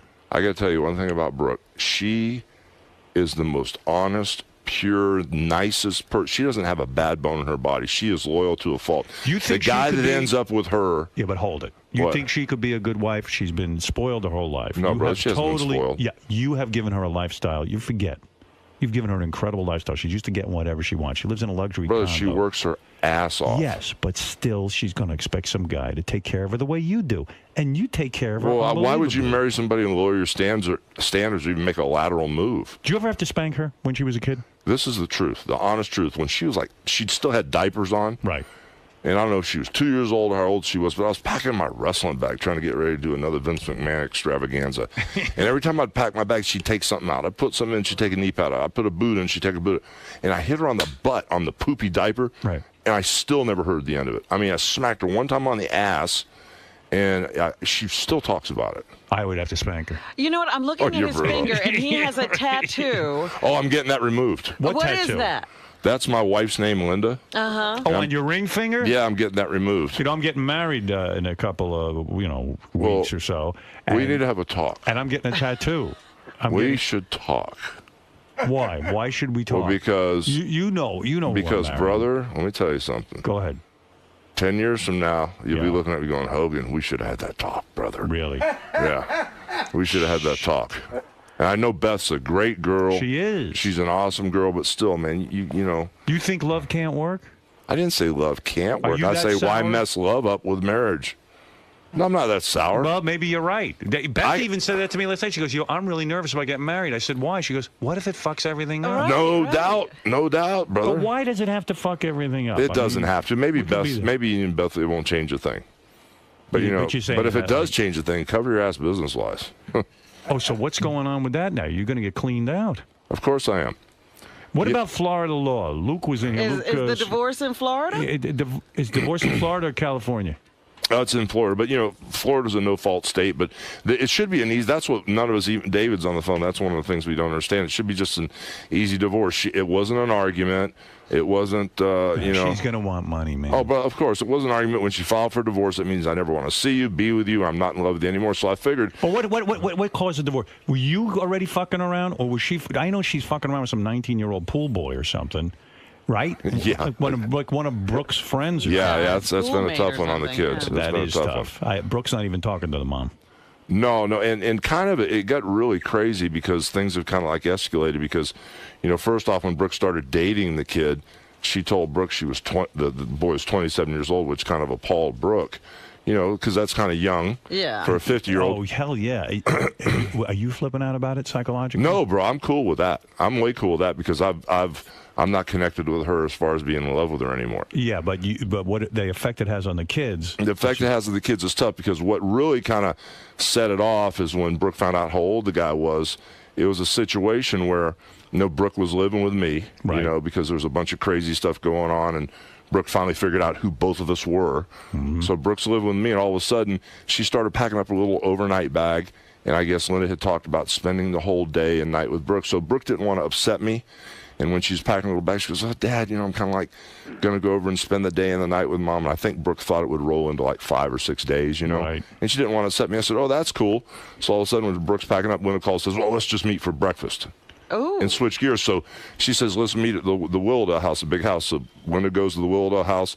Mom's not there. So Mom goes, "Come to the restaurant. I told you to come to the damn restaurant." So Brooke flipped out and said, Mom yelled at me, said, "Come right to the restaurant."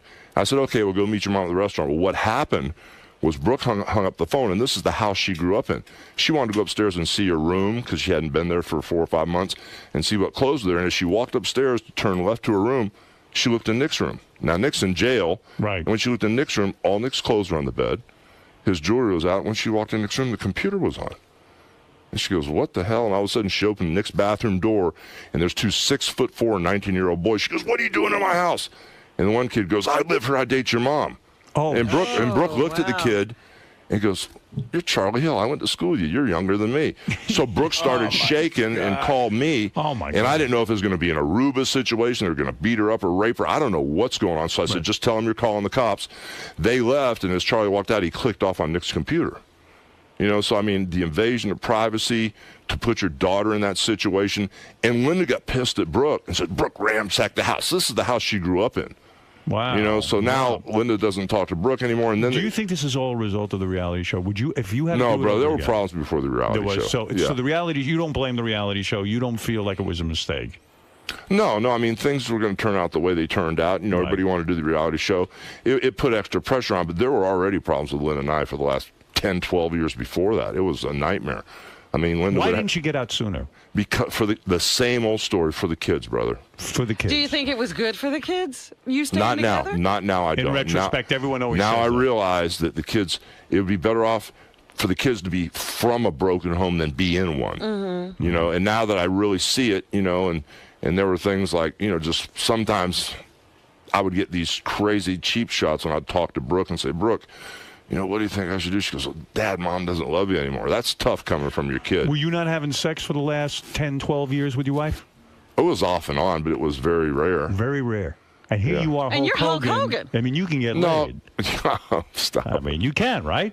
Well, I'm dating a really nice 34-year-old girl right now. Did you move right into dating the 34-year-old girl, or did No, you go brother. out and have a little fun? Brother, I didn't have anything. I've been through this crazy transformation. I don't want to Bible thump you, but on my wrist I have awareness. Yeah. And I have grateful because When did you put that on? Right when all this stuff going down, I was soul searching because I went to a really bad place for a while. You just got those tattoos. Yeah, about 6 months ago. I went to a really bad place, and I got really weird. I was so depressed. You? My family was no. Oh, thanks, Robin. What do you mean by weird? What do you? How did you get weird? I just was so depressed that I lost, my wife, and she walked away after 23 years. Even But though we you were should have fighting, been happy because you were miserable. I wasn't happy because, bro, I thought that when you put your hand on the Bible and you said, "Till death do us part, through better or worse," that we would go through this and get through it. I had no idea that the final argument would end up in divorce or whatever. So I kind of got by myself. I was in this big house, seeing all my kids' pictures and everything.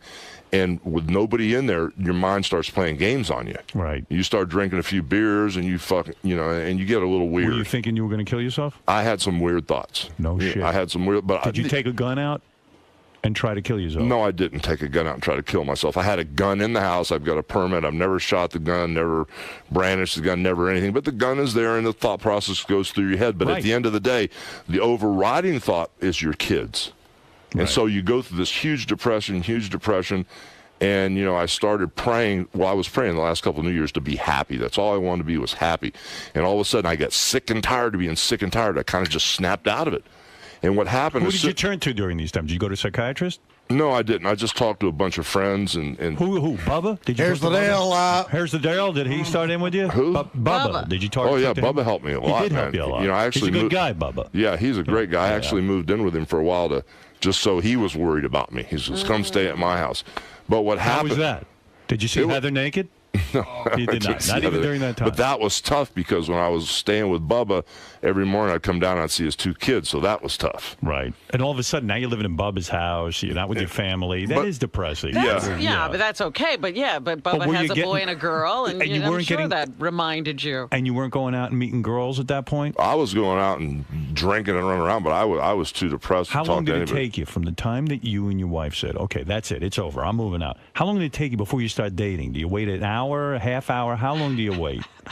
Honestly, I want I you to really know. have never dated, Okay. How long before you But, get married? it probably took a couple months before I met somebody that was really But what cool. did you do for those couple of months? Did you get any pussy? No, bro. Nothing. Dude, you can't Dude, even... that's why you were depressed. No, it's not even... Let me tell you something. When you're that upset mentally, nothing works. Oh, that works. No, it doesn't. Trust me. Okay, well, okay. You've never been that You should have depressed. called me. Never mind Bubba. Well, you're not my type. I would have told you what to do. You Jeez. I'm not your type. No, but it's, the thing was, I just get sick and tired of being sick and tired. In the last couple of years, I just prayed to be happy. And I thought you were happier.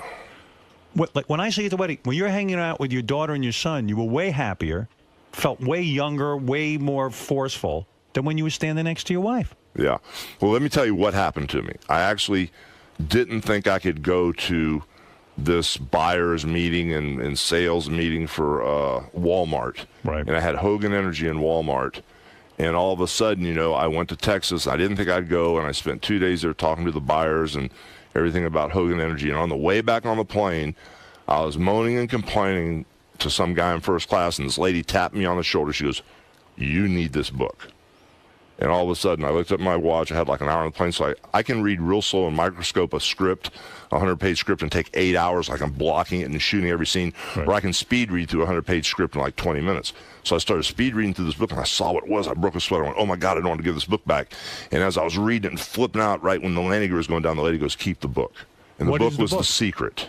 What is The Secret? It's You about... don't know The Secret? I know Private Parts. The only book I ever read. Okay, that's a hell of a book, too. But Thank you. I don't want to Bible thump you, but it had to parallel what I believe religiously. It couldn't be a snake oil type deal. So religiously... Did you read The Secret, Robin? I've read The Secret. Did sure. it do something for you? Absolutely. So what happened Should was... I read this? You'd probably be cool. You'd probably dig it. Okay. If you don't want to read it, they get a DVD. But what it does... DVD is good, too. Yeah, it's awesome. But what someone reads it to you. Yeah. Oh, I like but what that. it does is it kind of paralleled what I believe, because I'm a Christian. I believe that the brother died on the cross to pay for my sins, everlasting life, all that stuff. You buy into all of that. Well, I'm not going to go down that road and Bible thump you, but what it does is for me to read The Secret and buy into it. God created energy and all this stuff, and that's what The Secret is about. It Is got energy. you out of your depression. Right, and it's all about positive thinking and the law of attraction. Just like the law of gravity really works, whether you know it or not. Right. The law of attraction is a real scientific law. We got negative and positive charges. We emit vibrations, and You're saying between a man and a woman? no, between Everything. anything. Similar vibrations attract. Like if you're in a great mood and you're happy, and oh my gosh, you'll attract those type of vibes. If you're depressed, manic, You're no going to good. attract other... Thank you. Yeah, And so I okay. started reading that law of attraction. I figured it out that for 20 years, I was doing training, prayers, and vitamins. I was unconscious, and I didn't know what I was doing, but that was all positive stuff. And the law of attraction works whether you like it or not. So I attracted career, money, and whatever I attracted. Now, all of a sudden, I became aware Yes. I'm conscious, and this is a real law I can use, so I can manifest and be happy and attract the right people and the right business and stuff. So that's what got me out of my thing. Got you out of your thing. Yeah. And so, what was it like after all those years of marriage? You finally get a new chick. Talk to me about somebody that. you can have regular sex with. Let me Listen, tell you. Locked up in a fucking prison. Let me tell you this first. The only way I can describe it is I was breathing all this dirty air, and I thought we were supposed to hate and be miserable, and life sucks. And even though we went out with these people and we had a nice dinner, as soon as they leave, oh, I hate them, they're no good. And I was so used to this mindset of being negative, and it was all this dirty air. As soon as I went out and breathed clean air, I went, oh my God, life is beautiful. People are nice, and so you realized when you were in your marriage with your wife, you got into some negative air. Yeah, bro. You became negative about people. Yeah. Everything became a bummer. Everyone was out to get you. All this shit, and then all of a sudden, your eyes are opened up, and you say, you know what? I think I feel like I'm a better person. I don't have to be so angry. And even with all the things that are going down, people go, we're praying for you. They're supportive. They're so nice to me. Even with all these things going down, civil case, my son, the criminal case. Why are you responsible for your son had No, this let me horrible finish 1 second. All the accident. stuff that's going down, I'm happier now than I was when I was married. I believe it. I swear to you. I believe You it. still got stuff going on there, just like Howard said. You know, those tapes came out of the prison conversation. But that doesn't seem right to me. Like, isn't that private shit? We're going to court now to decide if that's public content, because if that's the case, why haven't we heard the Charles Manson tapes? Why haven't we heard all the OJ tapes? The Paris Hilton tapes, the Ted Bundy who killed all the Coeds in Florida. Those tapes were never released. OJ talking to his lawyers. Yeah, all that stuff's never been released. So all of a sudden they release it, and they release it with a juvenile, a child that's talking. And Nick even signed a paper when he went in jail saying he wanted no publicity. Right.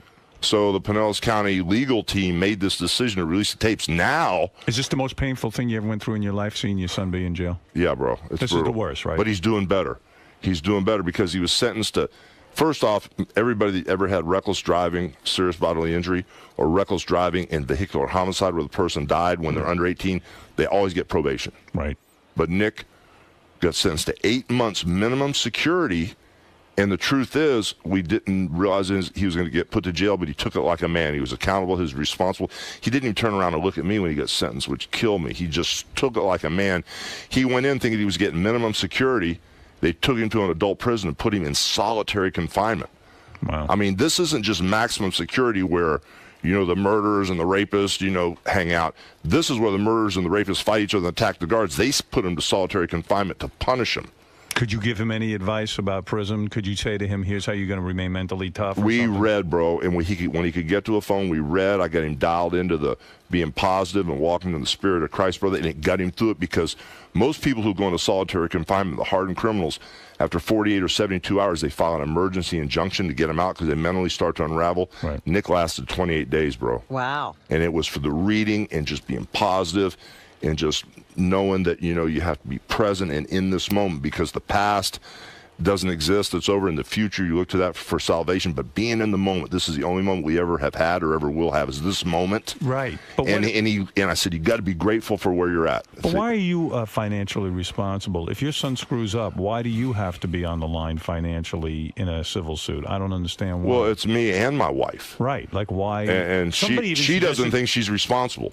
She wanted custody of Nick, and she wanted to take Nick in. David, you still there? Yeah. Hey, Howard. Yeah. What they're saying is because he's a juvenile, they're the parents, and they're alleging under Florida law that makes the parents responsible because he's still a juvenile when this crash took place. Oh, I see. So that means you're but you got insurance. It's a car accident. You don't have insurance. I had minimal insurance because Linda told my bookkeeper we didn't want to pay expensive insurance, so we basically had no insurance. Oof. Oh, shit. Wow. Yes, sir, brother. Ooh, yeah. Oh, so you got a lot going on, man. Yeah, but it's all cool, man. I'm happy. You're not going to crack. No, I'm good now. I could have, but now I'm good. So now you got lawyers working on it like Dave here on the phone, and he's working things out. Right. But it's a lot of pressure on you mentally. I mean, come on. It is, brother, but you know what? You worked your whole life. You banged your body up. I mean, you've been through a lot of shit. Yeah. You hustled. So now to have your financial empire, you got your wife involved in trying to figure out how much money she's going to get. You got. She wants it all. She wants it all. All of it. And then you got this lawsuit through what happened with your How son. much wrestling did she do? She did none, but I mean, she was on the Hogan Knows Best for 4 years. She ran a restaurant for 6 years. She's generated income, but now she's acting like she can't work, of course. Mm-hmm. And, she wants to make a career out of me, whatever she can do. And she wants all the trademarks and all just everything. It's like she How wants are you it gonna all. sort this? It's going to take years to sort all this out, isn't it? Whatever. Yeah. It's all good. So tell me about something good. So you finally, this is what I want to know. You've been married, you were married, what, 34 years? 20-something? 23. 23 years with the same woman. I don't know. I don't know if you fucked around during the marriage or not. But he's not answering. He's not answering. Don't answer anything, Terry. Don't answer anything? Are you serious?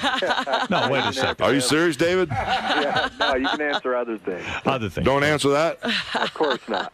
Oh, I was going to answer it. Some guys, seriously, some guys during their marriage do, They fall. She might have had a little something on the side. You might have had a little something on the side. Who knows? I don't know. I mean, you saw Jesse Ventura at Plato's Retreat, or you just heard about it? No, he used to wear the Plato's Retreat shirt on TV doing it and brag about him and his wife Terry going there. Oh. So you went there too? No, I didn't go there. He'd listen to the stories. Oh, okay. But I'm just that saying. was in New York, Plato's Yeah, Retreat. yeah. So then, in other words, if you were kind of, but here you are, a single guy. Yeah. You're famous. All of a sudden, you're now a free man. You can breathe the free air, as you say. Yes.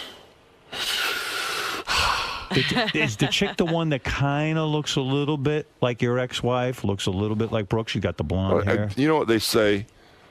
They say blondes all look alike. I mean, if you look at her, she doesn't look anything like Linda. But you might have a type.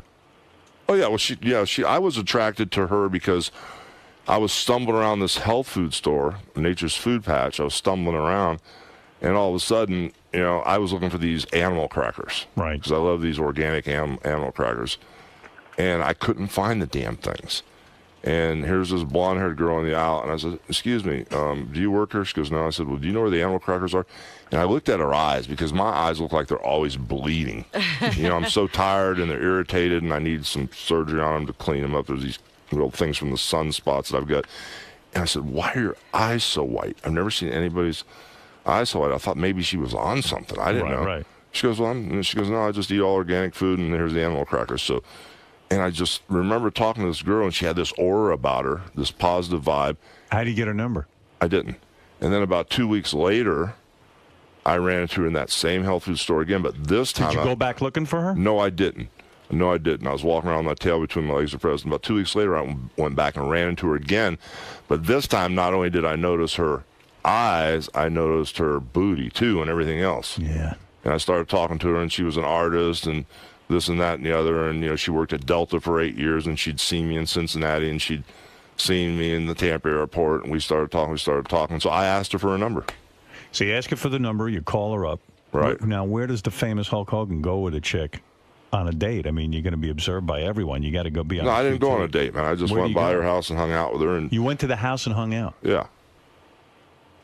And I imagine big things happen. Well, it took a while, brother. She's straight as an arrow. What are you talking about? Well, she doesn't drink. She doesn't drink. She doesn't do any drugs. She's straight as an arrow. I still. How long? I heard the F word every day of my life for 23 years. I still haven't heard a cuss word out of her yet. How long does it take you to get a good girl like that? How long did it take you to get her in pants?